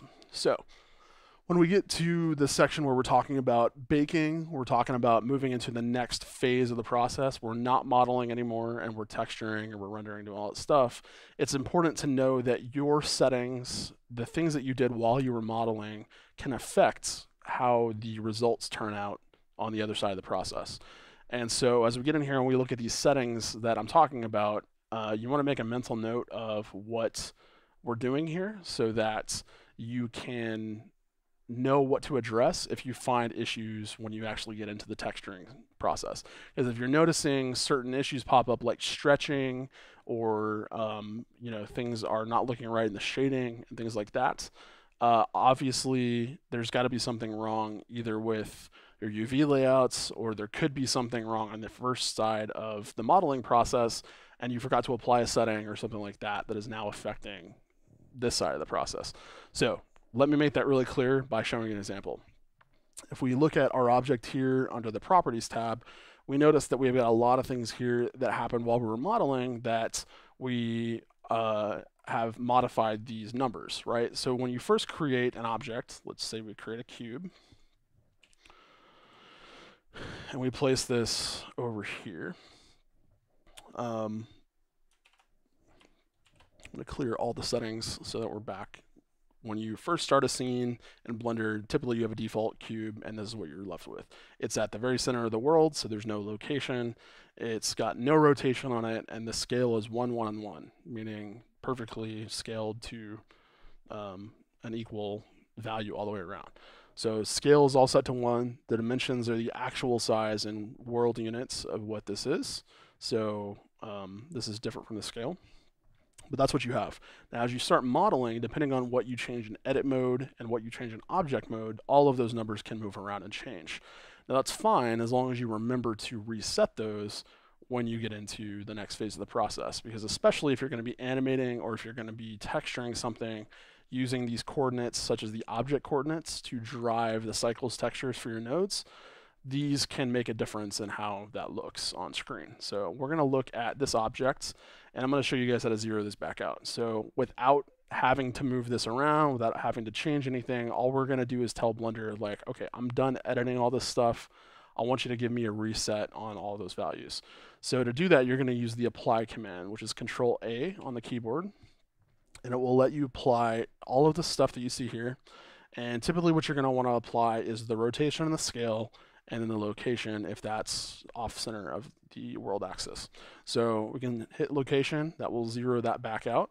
You'll notice that when we do that, we didn't apply the modifier first, and now it's kind of screwed that up. So let's undo that. We're done with the mirror modifier. We don't need that anymore. Let's hit apply, okay? Now when we apply the location, it's gonna zero that back out. Nothing moves, we're good to go. So rotation's next, Control A. You can hit rotation and you can hit scale, or you can use them both at the same time, and that will clear all these back out. Now, why is that important? Well, the rotation is important because, again, if you're driving certain texture coordinates using the object input on your Cycles node editor, which a lot of people do, this can change, and this can change how that looks in your model, because as far as Blender is concerned, this is scaled by 1/4 the width of the actual size of the object on the z-axis. So if we zeroed this back out, or I say that in terms of zero this back out in terms of putting it back to 1, which is the original object size, this is how Blender actually sees your object right now, which is not right? So we're going to undo that, and we need to apply the scale to tell Blender, okay, no, this is the actual size of the object that we finished modeling. Same thing with the rotation. So we're going to Control A, apply the rotation to the scale, Nothing will move here, or it shouldn't move as long as you have your modifiers applied. And then your scale and your rotation are now 0 back out. Okay, that's all you gotta do. And now we can jump into the next part of the process. Okay, first things first, we have an object that has 4,000 faces, 9,000 tries, and we're going to use tries as our primary count here because we're kind of going to a real-time rendering engine, either maybe with Substance if you're going to paint this up, or if you're going to be using Eevee in the new Blender engine, or even Cycles. Triangles are the actual number of polygons you have for the entire object. So we're looking at 9,000 polys. That's quite a lot for something like this. Okay, we can get away with a lot less. So let's duplicate this off, move it to the left, and this is going to become our new low res object. So because we don't really care about all quads, because we're not going to be animating this mesh, we might be moving the object around, but we're not going to be editing or animating, you know, the width of the screws, or we're not going to be doing any of that stuff. It's not going to affect anything. We don't care about the fact that this is made up of quads or triangles. We want the bevels to stay where they are. We want the silhouette to stay the same. But everything in the center, in the middle of the object, in terms of how this is made up, doesn't have to be clean anymore, not on the low-res object. So I'm going to rename this to clamp low. I'm going to rename this to clamp high. And let's just go ahead and make sure those are both set to smooth. Okay, so with the low-res object, what we're going to do is we're going to decimate this. So let's check the decimate modifier on. It's going to tell us there's currently 4,100 faces on this mesh here. And we want to go ahead and let it triangulate things as it needs to. We don't care about keeping quads. And then we're going to use this collapse function and a ratio to dial in how low can we go before this starts looking like trash, okay? And what the most important thing is here is that from a silhouette, the curvature and all that stuff, we don't want any of that to change, okay? So how low can we dial this back? And you'll notice you're going to start seeing artifacts pop in here, but because we're going to be baking normals, because we're going to be baking in that shading data from the high-res object where that's not a problem, that won't matter. The only thing that's going to matter is the shape of this object. Is it broken? So you can see if we dial this way back, you can break this object. Now in a game, that may be fine, right? In a game, 250 polys is great because you're going to be back here, or it's going to be a weapon, you're going to be moving around, there's going to be motion blur, not going to matter. But this is a product visualization, okay? So that's not going to work for us. We need to have this higher res than that, but there's a lot of wiggle room between 4,000 polys and, you know, this. So here, we still have all the curvature. We do have some shading artifacts, but again, that's not going to matter by the time we bake this. So we've got all of that in place. And now let's dial this in. Can we go any lower than that? Get a little bit lower, a little bit lower. I'm holding shift and just pulling this back just to get brave here and see what we got to work with. Okay, so the second I start seeing some popping happening in here and those edges disappearing, I know I've gone too low. So I need to pull that back in. I don't want sharp edges here. You know, I want that curvature back up. So I'm going to aim for something right around 1,000 probably. And that's still a quarter of the size we had before, okay? So that is definitely a win for us, because if we can do that for every object in the scene, that's really going to speed things up. Okay, so again, here we have 4,100 faces, 9,100 triangles. Here we have, when we apply the decimate, we have 1,000 triangles. So again, it's going to look like trash, but this is exactly what every game res model looks like, okay? Now, one thing is important. Before we do all this, I want to go ahead and do my UVs on the high-res object. So I'm going to go ahead and get rid of that now that we know what we're doing. And let's go ahead and UV unwrap this bad boy. So I'm going to split my screen here. I'm going to go ahead and hide all these menus because we don't need them. And I'm going to switch into a UV image editor. Okay, we'll go ahead and save. Remember to save often. And now all we need to do is quickly figure out how we want to unwrap this. Now, You could go ahead and cut seams. You could go ahead and do this any way you want to make this look really, really good. But for me, I'm going to use automatic unwrapping because we're going to want to save some time here. So I'm going to hit U. We're going to go to Smart UV Project, leave all the settings, hit OK. And for a basic object like this where it's pretty boxy, there probably won't be a lot of problems, especially if you're using N-Gons. So this is pretty well cut this up for us in a way that's going to be acceptable. Hopefully there's not any overlapping edges, especially if you're going to jump into substance. That's going to be a problem if you bake over there or texture. So definitely want to check the UV layout, but for now, we're going to assume this is okay. Okay, now let's do what we just did. Let's duplicate this off. And when I move this over, we talked about applying all the settings. Don't do that when you're duplicating this off. I'm only moving this over so that I can see them side by side so they're not stacked up. I want to leave this number here so that if I want to clear this with Alt-G, it puts them right back on top of each other. And that's going to be important for when we bake, so just bear that in mind. So let's rename this again to clamp low. And we got our clamp high. Okay. Throw the decimate back on. Triangulate, dial in the settings again. We want to get down to 1,000.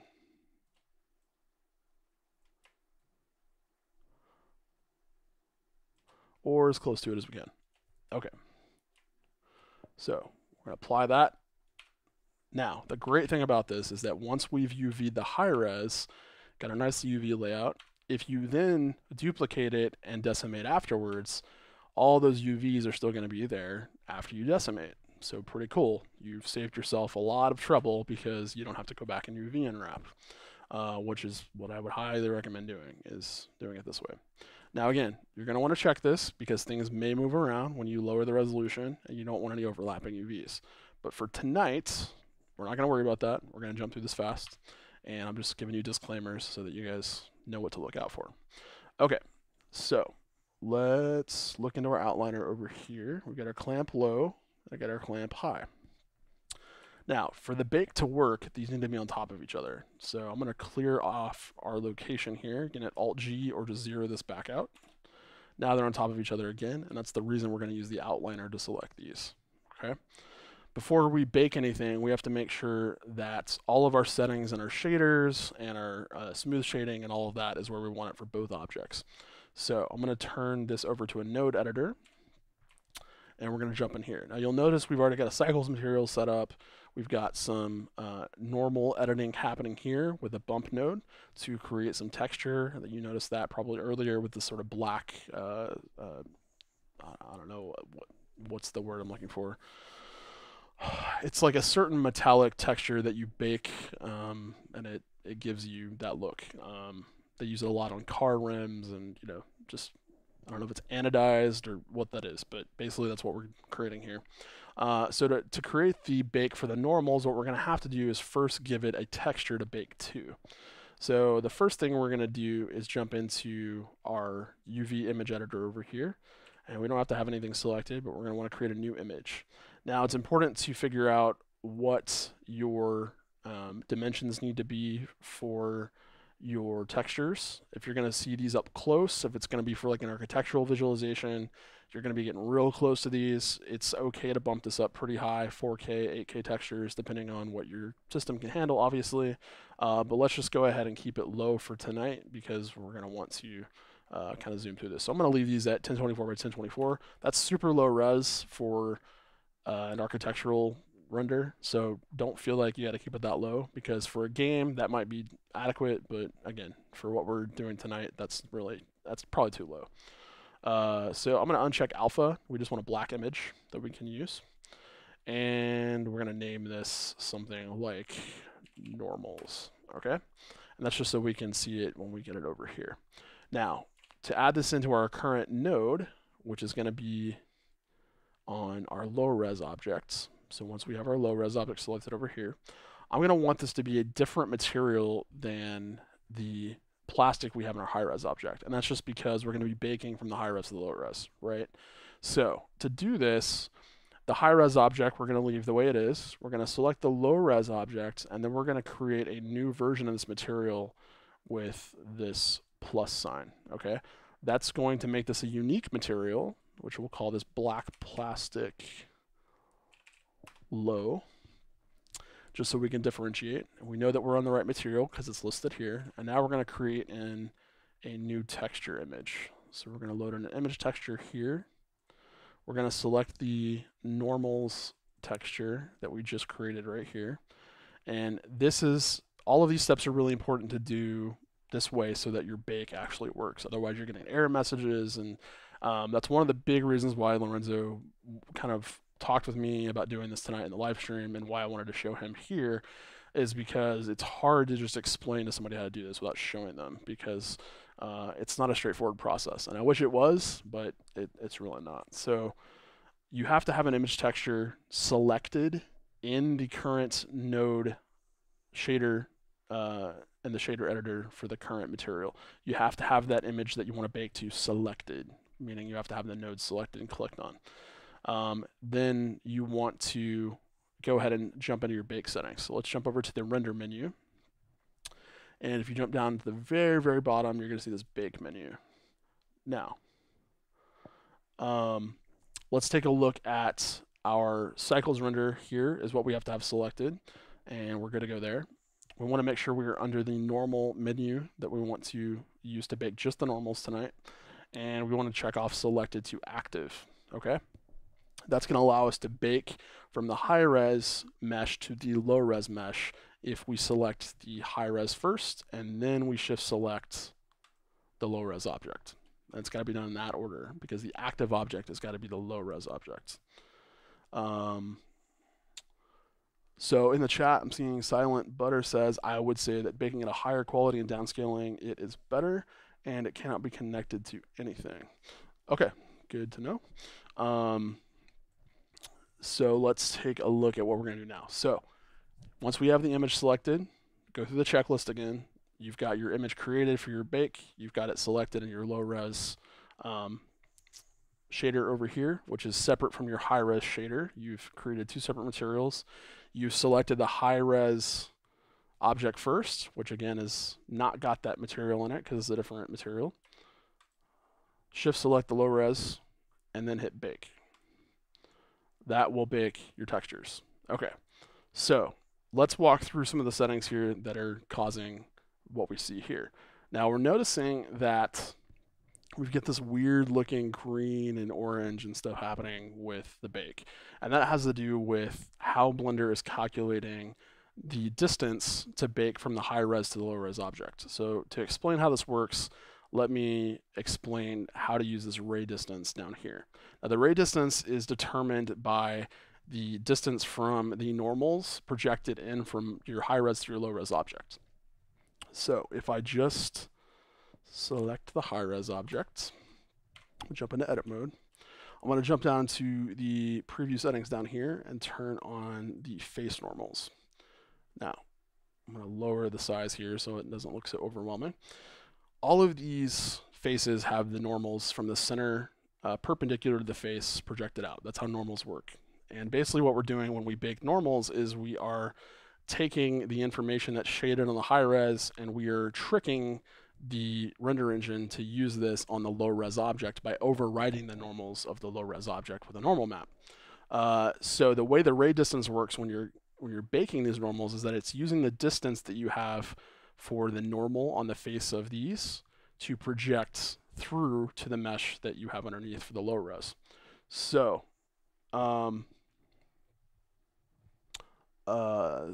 Lorian is asking, Brandon, could you move your image away from the bottom left corner so we can see what you're doing in the bake tab? Oh yeah, sorry. Give me 1 second to do that.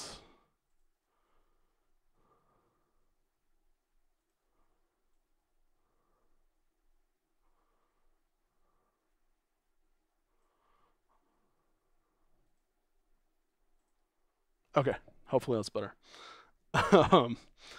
All right, so now you guys should be able to see the menu down here at the bottom right corner. Sorry about that, guys.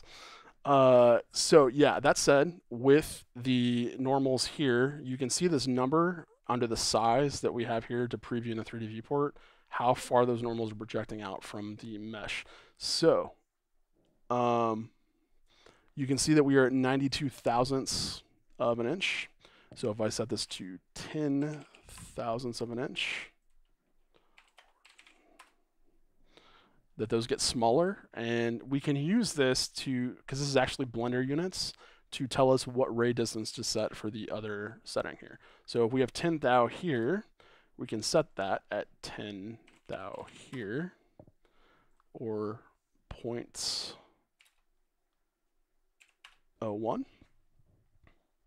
And we can use that as the same value to project for our mesh. So once again, select the high, shift select the low, make sure that's selected, hit bake, and now with that new setting here, we should notice a difference. Now you're gonna have to play with this, depending on how far you are away. If you're too far in, you're gonna get that weird green and orange sort of look. If you're too far away, you're gonna notice not all the details are starting to show up in your normal bake. So you're gonna want to kind of increase that if they seem a little faded until you're getting what you want. And in fact, you can just keep increasing this until you start to notice those intersections happening with this sort of stuff popping up. So once that starts happening, pull it back a little bit and you should be good to go. Now, obviously, on a low-res image, low-res object, this will bake super fast. The higher res you get, the longer your bakes are going to take. So that's something to keep in mind. Okay, so it looks like this is the magic number. There's also other techniques you could use for using cages to bake and things like that. And of course, there's a lot more complexity you can get into with the way you unwrap and getting more efficient with this. But tonight, we're just doing a quick overview. So here we go. We got our normals baked. Now that we have this in place, we can go ahead and use them. It's important to save this on your hard drive so that you have that and you've got it backed up somewhere, because Blender could crash, you may not get it back. So save it, and now we can start using this in the low res object. So I'm going to take the high res, let's move that to a new layer so it's out of the way, and we're just going to look at the low res now. Now, Lorenzo's got his sort of background all split up on a separate layer. So if we turn that on, we can see what we're looking at here with cycles when we shift into this.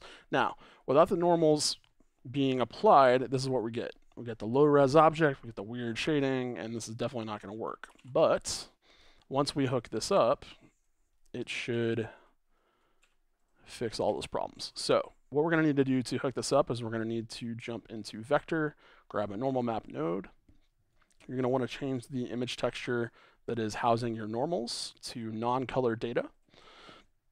And that's really important because it will come across looking really, really weird if you use color data. So you want to use non-color data, plug that into the color input there.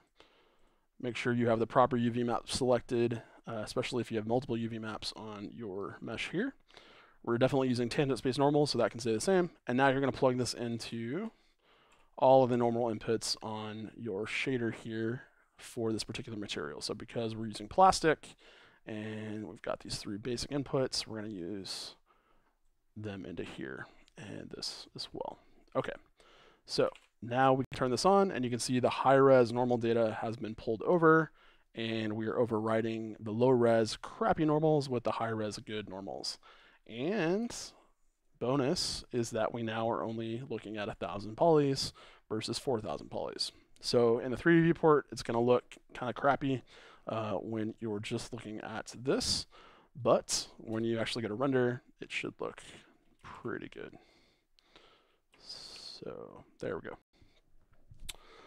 Okay, so that is the main thing I wanted to show you guys tonight. There's plenty more you can do with this. Once you've got your low res bake, it's really time to get in there and have some fun. You guys can take this into Substance. You guys can start dirtying this up.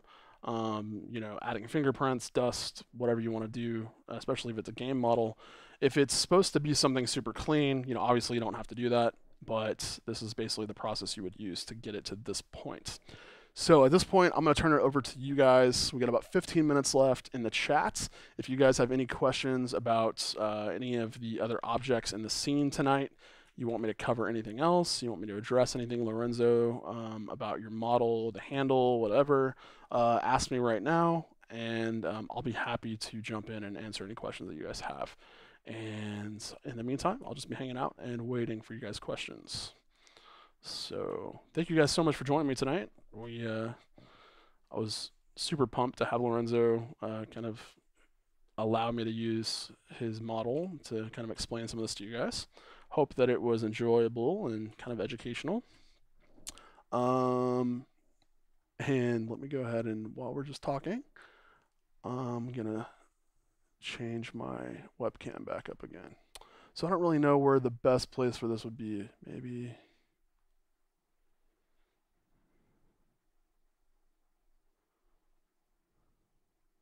Fortunately, it looks like the entire screen with Blender is, kind of always in use. So I don't really know. Maybe there. You guys let me know what you think.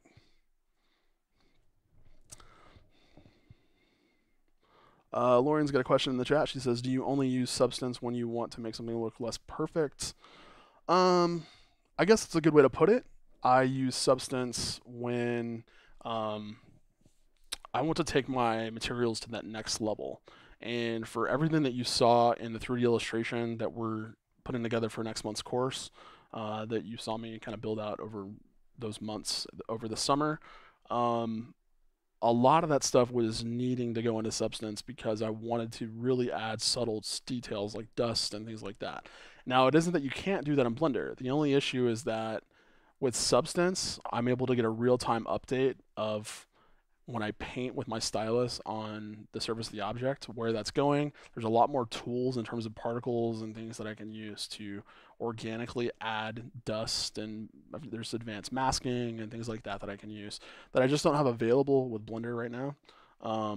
But if you have the patience, if you have a plugin like BPainter, you can definitely go in Blender and paint up those types of materials. You don't want to attempt it on a high-res object because your system's going to go down to a crawl.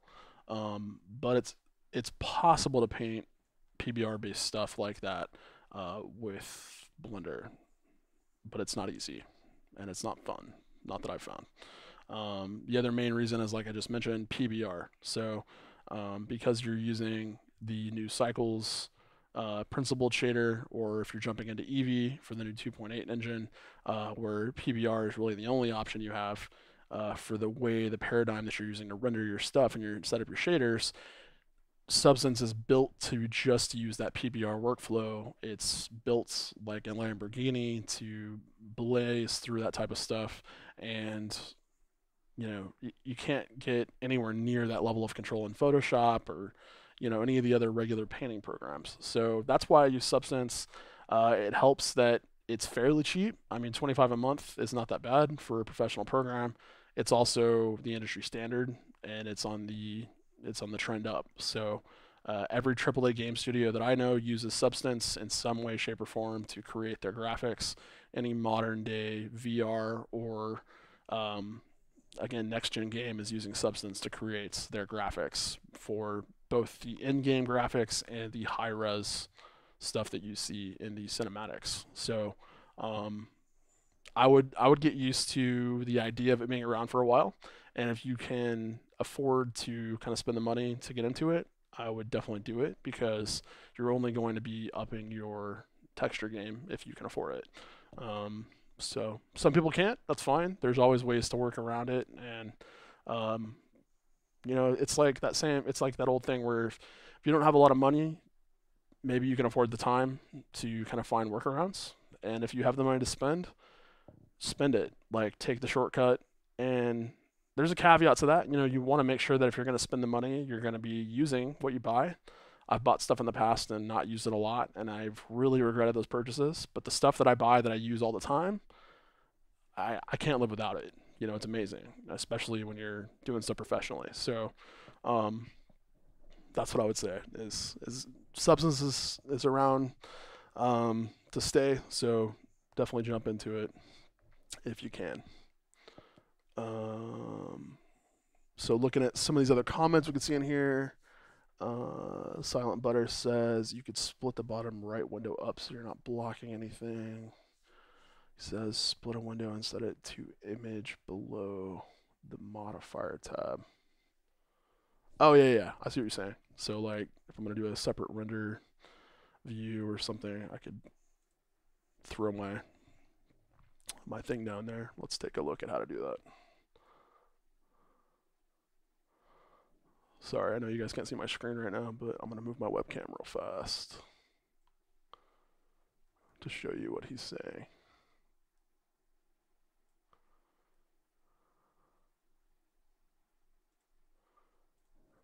Yeah, there we go. So that's a good workaround. Um, so Lorenzo says, can you group the items that are the same texture and do a high res and low res bake at the same time? Or is it better to do each piece separately? So yeah, no, you can definitely do them all at the same time, and I would recommend doing that if you are using the same texture. So yeah, short answer, yes, you can do that, and you should do that. Now, one of the headaches with doing that with multiple objects, if you want to keep those separate, is that having to UV all of that simultaneously can be a pain in the butt. So what I would really recommend doing that is to use a plugin that is bundled with Blender called Texture Atlas. So if you jump into your add-ons and you type in texture, you should see Texture Atlas here. So if you turn this on, basically it says a simple texture atlas for unwrapping many objects. It creates additional UVs. So yeah, let me kind of show you quickly how to use this. And let's see what Lauren says. She says, do we need to see your image at all while you are explaining stuff to us?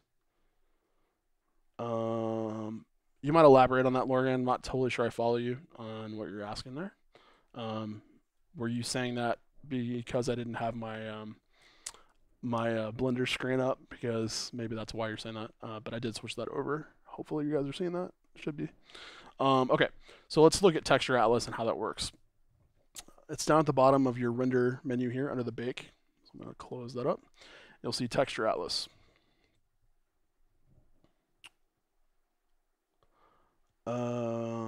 So real fast, I'm looking at the comments in the chats. Lorenzo says, cool, yes, only 2 textures using the model, awesome. Silent Butter says, I do have a question, can you bake more than one UV map? Yeah, you can do that.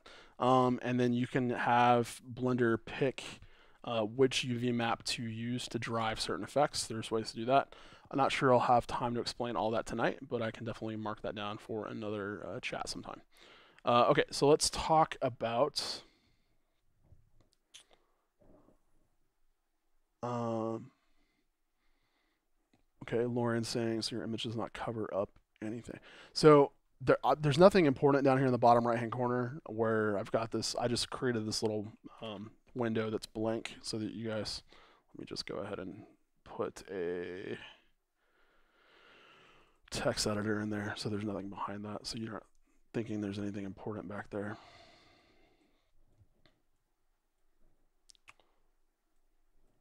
Okay, so Texture Atlas. Let's take a look at how to do this. So if you don't know how UV maps work traditionally in Blender, you look under the mesh data right here tab. You can see UV maps, and you'll have all the UV maps currently available to your object here. Now you can add new ones, take them away using these buttons. You'll see a default UV map here for an object that already has one, if it has one. So these didn't have UV maps when we loaded in the file, but if we switch to these other layers where the UV maps have been created, as you can see here, you'll see a UV map by default pop up there. Now, you can create multiple UV maps. So if you just hit plus, you can create a UV map there. And you may be asking, if you've never done this before, why would I create multiple UV maps? Well, there's a lot of reasons. Some of those have to do with creative ways you can use multiple UV maps to blend where the seams are on your mesh. So you'll notice that when we have this first UV map selected, because we used automatic unwrap, it went ahead and created splits in key areas so that all of our meshes faces and main features are split and laid out kind of like they're cut up like a cardboard box and laid flat. And that's how UV maps are laid out. Now, the edges where there's sort of islands created, those are called seams. So these outer edges here, you're going to notice when you butt 2 of these edges up against each other that sometimes it can create what are called seams. in your textures. And that's a problem, especially if you have organic textures, pattern textures, where you're going to notice that gap where they blend. And so if you have like a nice wood grain that's supposed to be consistent over the entire model, and then you have two edges that are seamed on the UV map, you can get some disparity with the way those are lining up, and that creates a big problem because it's obvious that it's CG at that point. So the way that you can kind of overcome that is by using multiple UV maps, and what it does is basically you lay them out one way on one UV map, and then the areas that have those edges split those in those places on the first UV map, you split them up differently on this UV map. And then what you can do is when you create your shader for your cycles shader, you can blend between the two UV maps using sort of a mix node, and it will kind of cover up those seams. So that's one of the really creative things that you can do to kind of take away some of those, non-consistent surfaces.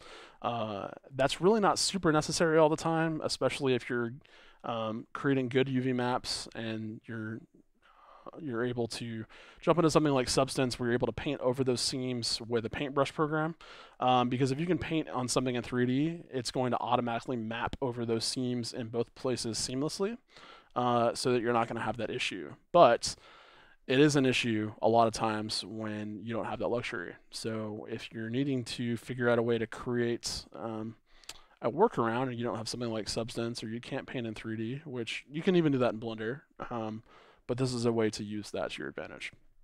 There's other reasons to use this that has to do with, you might have different UV maps for baking different levels of resolution. It's like if you're going to go in game and you want to have a hero version of your prop or your character, and then you want to have a distant version that you would load in a different part of the level, you might want a different UV layout that uses up a different round of texel density, so that for the hero version of your UV map, you may only be using one image UV layout for the entire character.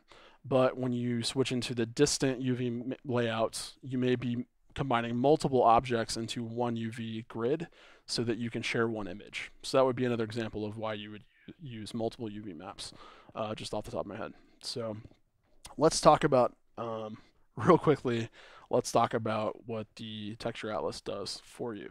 So let's look at duplicating this object, moving it over. And actually, I'm going to grab one we actually worked on and move this over. Okay. So we got this one. I'm going to go ahead and apply the mirror modifier. Let's go ahead and do a quick smart project, unwrap that, just so that we have those separate. So the problem is, like, if we want to combine these on a single image, right? We want to share, these are both the same material or something, and we want to share the UV layout space because it's kind of wasteful to create a separate image for every single one of these separate objects, especially if they're the same material, right? It makes sense to combine those into one 4K image versus 4 4K images, right? So that's what Texture Atlas will allow you to do. The problem is, like, when you're UV unwrapping, you can't see where these are laid out and where these are laid out at the same time. So what you need to do is grab the Texture Atlas add-on, hit the plus button. We're going to hit OK, name a group.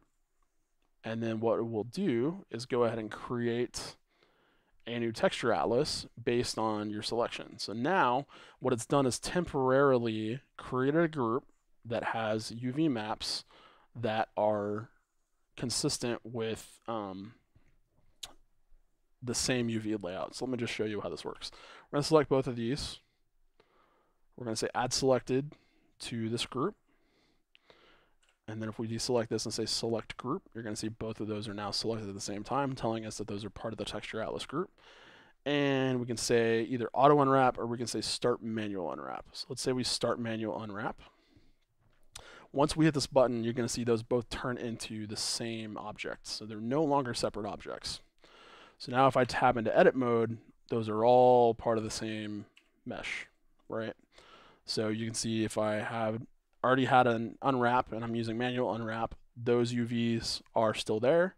If I deselect that and select this, those UVs are still there. And now what I can do, since those are part of the same object, is I can lay those out simultaneously. So if I want to, I can grab all those UVs, move them down just to get them out of the way, reselect everything, and now I'm free to kind of maneuver this around so that it's in the same image area. So I can get in here and go, all right, well, I don't need as much space because this little cylinder or whatever is not going to take up that much room. So I'm going to put that there, put that there, and then I'm going to put this here.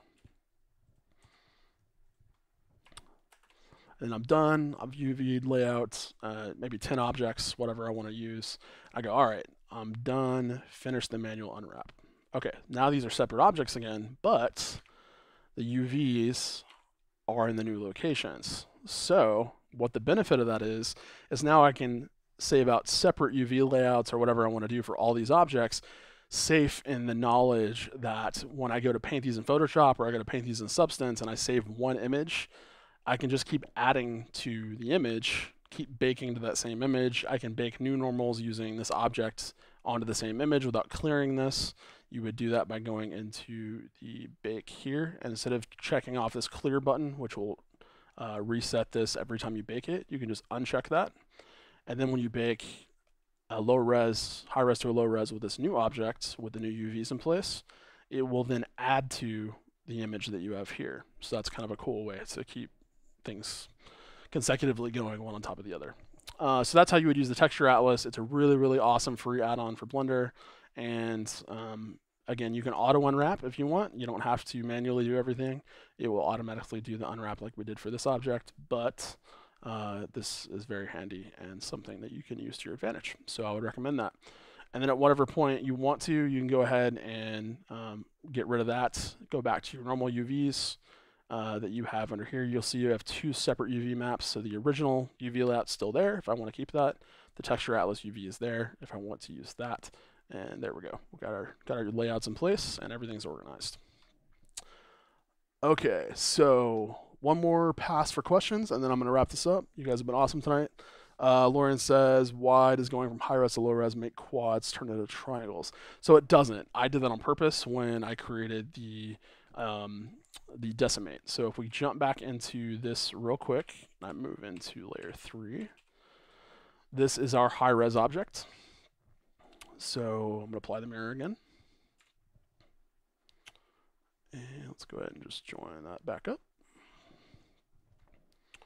Okay, once again, I'm going to apply all of these settings before we decimate. And now let's decimate. Okay, so we have quads pretty much right now to this whole object. Now, when I go to switch on the decimate modifier, let me find it. We have this option here for triangulate. So you don't have to triangulate. You can do, there's other options for the decimate. You can try to use collapse by itself. You can use unsubdivide, which if you've gone in and just used a subsurf modifier or subdivided this by hand, and it's used automatic algorithms to add those subdivisions in, this will basically reverse engineer that and then take those out. So let me show you how this works. If I have a cube, and let's say I've added a subsurf modifier that has all these subdivisions, and I've already applied this, and I've done, I basically, have a thing here, but it has all these extra subdivisions in here. I'm like, I don't really want that. Well, I don't really have to delete this and start over. Using the decimate modifier, I can go to unsubdivide and just start cranking up these iterations. And because it is using the same algorithm to reverse engineer this, I can get back to basically the original version, or as close to it as I can here. So down to 24 faces, and then we're basically back to a cube. So that's what unsubdivide does for the decimate. In this case, I'm using collapse. Now, if I hit triangulate and I start dialing this down, you're going to see it triangulates. If I uncheck this, sorry, excuse me, give me 1 second.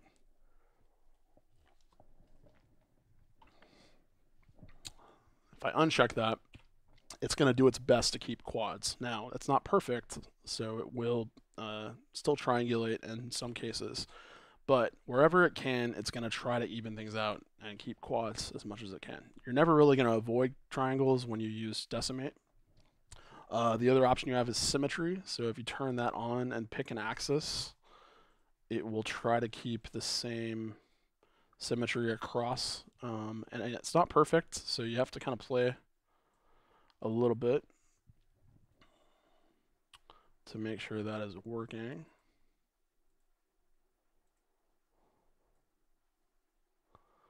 But anyways, that is kind of the option you have for Decimate. Bear in mind, Decimate is really used for trying to, I would say the high.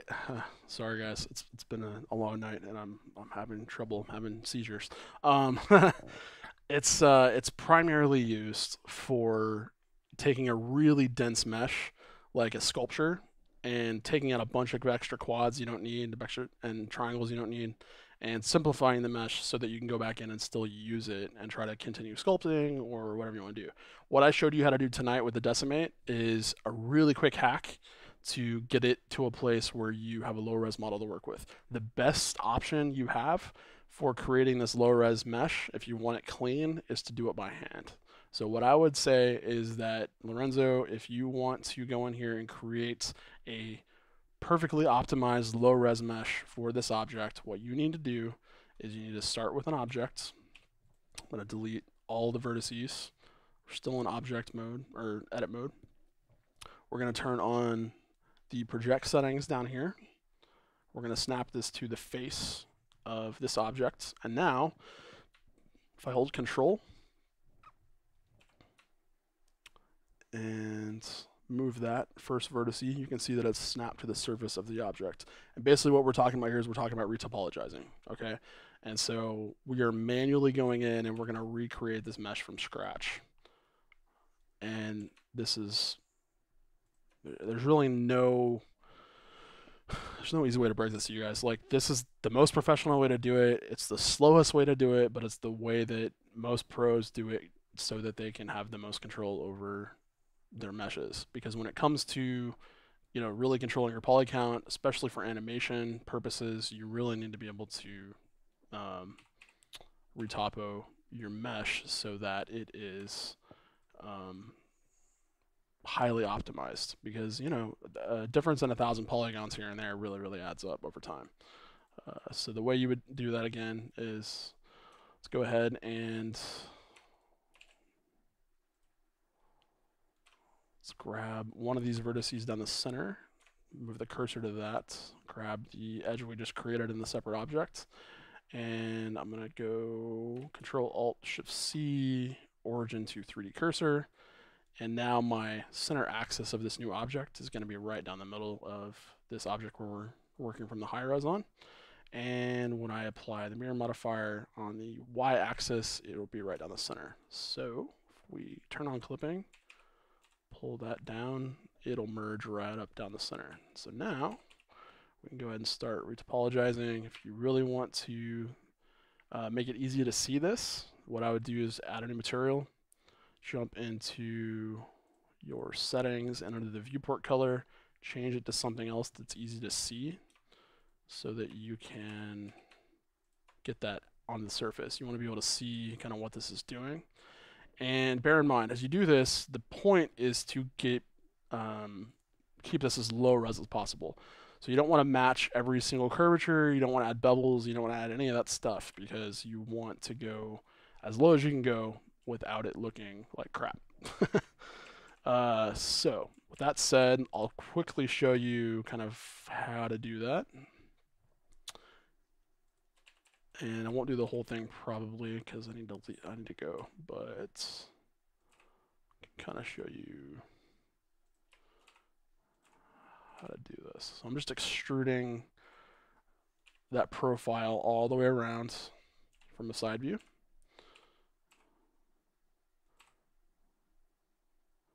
I'm adding in just as much curvature as I feel like I need so that I can kind of get away with less geometry.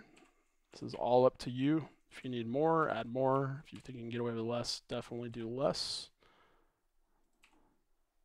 And this is just like anything in CG. It's all about hacks. It's all about, there's definitely things you want to do to work smartly, to work correctly, but all of that's in the name of not breaking things so that you can get a good looking result. If there's a way to do something that's a hack that will not break the system and will give you a good result, more power to you. I mean, no one should tell you that that's wrong because, again, pros would do that on a tight schedule to get the job done so that they can get the game out, so they can get the movie out. And again, it depends on what industry you're working in, depends on who you're working for. But ultimately, it's about goals. If you're working for ILM and they have millions of dollars to throw around, they can afford to have you spend a year on, um, you know, 100 shots, 10 shots, whatever, for a movie, then okay. But if you're working for yourself and you're freelancing, or if this is a hobby and you're just trying to get stuff done so you can make cool looking stuff, like I would try to make this as easy on myself as possible. And I can tell you from years of doing this as a freelancer, the client really doesn't care. So don't think that you're going to impress them or save them time or, well, not save them time, but don't think you're going to get extra bonus points by doing something the correct way, over doing something more quickly. And again, it depends. If you want to be able to bill them for more time, give them a better result, okay. But if you want to be able to move on to new projects, get this done quickly, move on, then I would say learn the shortcuts, learn when they're appropriate, definitely use them, and don't feel bad about that.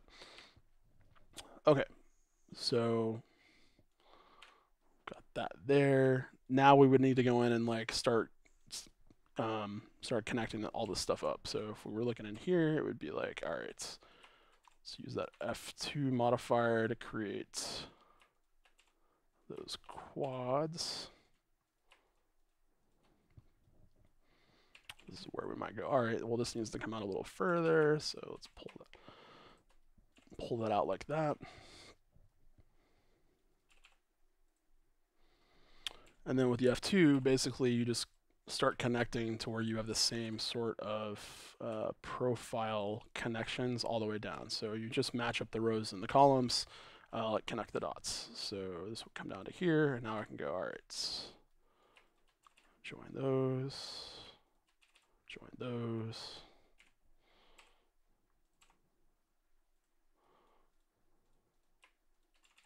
Join those, and then you just do that all the way down the mesh until you're finished. And it's like we talked about before, all you really have to make sure is that you're trying to keep the quads, you're trying to keep your rows and columns lined out so that they are connecting evenly with as few amount of polygons as possible. Don't add in geometry where you don't need it, especially on flat areas.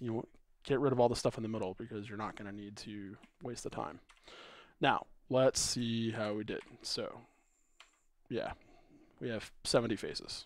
So that's, by the time we connect that, it may end up being 100, 150, something like that. But this is where you're really starting to save on crunching power. Because again, when we decimated, we still had 1,000 faces. With this, if we don't bevel anything and we're happy with the low res version that we got, that's another 1/10 of the amount of polys. So it's pretty good. So let's look one more time in the chat. Lorian says, when you go from high res to low res, you get rid of all of the beveling. So it depends. Like I'm not going to say that because I don't like saying sort of absolute rules like that. It depends on your application. If you're going to need to create something for like a real-time engine like Eevee, if you're going to need to do something where there's going to be hundreds of other objects in the scene, then no, I wouldn't bevel a lot of this stuff because you're going to be wasting geometry. Now, there's caveats to that, obviously. It depends on where the object's going to be in the scene, how close you're going to get to the object. Is there going to be motion blur? Is there going to be other effects getting in the way? Is it going to be in shadow? Are you going to see it? Like all that kind of stuff plays into how much detail do I put in the model. So it's all artistic. It's all up to you, or up to your supervisor if you have a boss. But ultimately, anytime you can save some polys, save them because you're going to use them somewhere else probably. And if you don't use them, you're going to get faster renders. So that's obviously a good thing. Now, the caveat to the other side of that is like, If you can afford to have more polys and you don't mind the extra render time and you're going to notice the difference, obviously take the advantage and add in the bevels, because um, anytime you can add a little bit of a bevel to an edge, like we showed tonight, especially for projects like this where you're doing architectural visualization or product visualization, you need the bevels. Like you're gonna notice when it's right in front of your face. You're printing this off on a poster, or you're sending it to a client who's gonna put it on a big screen for a convention. You want the bevels because you're gonna notice that there's problems in the shading if you try to go super low res. You don't want Mario graphics for the next gen oil rig presentation, right?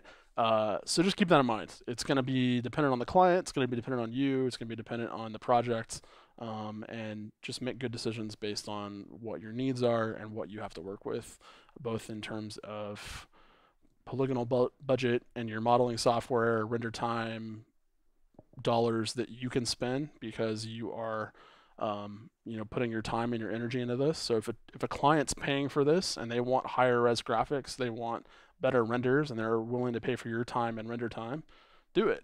If they aren't willing to pay for that, don't waste your time doing it because they didn't pay for it. So now for a lot of you, if you're hobbyists and you're doing this for yourself, take the extra time, because if you're wanting to showcase this online, you're wanting to impress somebody so you can get a job one day, or so you can win competitions or whatever you're going to do.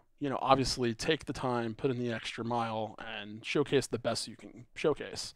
And again, it all depends on goals. If your goal is to show off the most optimized low-res version of an object so you can put it into a game engine, you don't want to add a lot of geometry. If the goal is to make the most photorealistic looking 3D model that you possibly can, so that if somebody put a photograph up next to your object, they couldn't tell the difference, you're going to need bevels. So it just depends on what you need to do for your projects. But anyways, guys, that's all I have time for tonight. Went quite a bit over, but that's cool. Always happy to hang out with you guys and have a good time. I just wanted to give a quick announcement for the Orange Guild people. If you're on the mailing list, you are going to be getting some messages from me coming up next week. I'm releasing a new workshop that is going to be coming out, and you get it for free as long as you help me out with a survey that's coming out. So it's only going to be 5-7 questions, somewhere like that. It's only going to take like a minute of your time, but I am asking some questions about the upcoming course that I'm creating next month. It's going to be released somewhere around Cyber Monday. So hopefully you guys can help me out by answering some questions for me, and in exchange you'll get a free workshop that I'm putting together for you guys. And it's going to be about how to kind of level up your work in terms of showcasing it and in terms of online. So hopefully you guys will enjoy that. You're going to be getting an email from me about that very soon with the survey, so be on the lookout for that. I am very, very heavily in production behind the scenes on new courses. I'm currently going through some boot camps myself for how to kind of level up my teaching skills for you guys and to be able to be in better communication with everybody and stuff like that. So as you guys are leveling up your game, I'm also leveling up my game in the background. So Lauren's asking, will you be broadcasting again next Friday, and will you send us an email just before? Yeah. So if you didn't get an email today, you should have. I sent one out a couple of hours before I went on and did the live stream. The way to make sure that you are on the list, if you're here tonight, just go ahead and drop me your email in the chat or in the comment below the video, and I will go ahead and make sure that you're updated on the mailing list so that you're getting all of those notifications from me. But if you're seeing this later, if you sign up for the like a free membership on the orangeguild.com, there's a little checkbox that you have the option to check or uncheck that allows you to opt out of the marketing emails. So if you opt out, which I think by default's turned on for the new GDPR settings, you're not going to get the marketing emails. Now, if you sign up on the Orange Guild and it's not an account, but you're just signing up for the mailing list from an opt-in form on the front page or whatever, then you should be opted in. So if you're not getting emails from me, check your spam folder. Like always, make sure you whitelist me, Brandon at theorangeguild.com, and definitely want you guys to be able to hear from me. So I send emails out every week. So again, you guys should be getting reminders that we have live streams every Friday at 7 p.m. And I will definitely send out an email letting you know if I'm not going to do it so that we're canceling it for holidays or whatever coming up. So, anyways, next week I'll be back 7 p.m. Central Time. And I'll be hanging out with you guys again. So thank you guys so much for spending some time with me tonight. Hope you guys have a great weekend. I'm gonna go hang out and watch some Netflix or something right now, and I'll see you guys later. Lorenzo, hit me up in the guild if you want to talk more about this project. I'll be happy to pass these files back off to you. Just get in touch with me at brandon@theorangeguild.com, and we can talk about how to do that. So I'll see you guys later. Have a great night, a great weekend, and I'll see you next week. Thanks.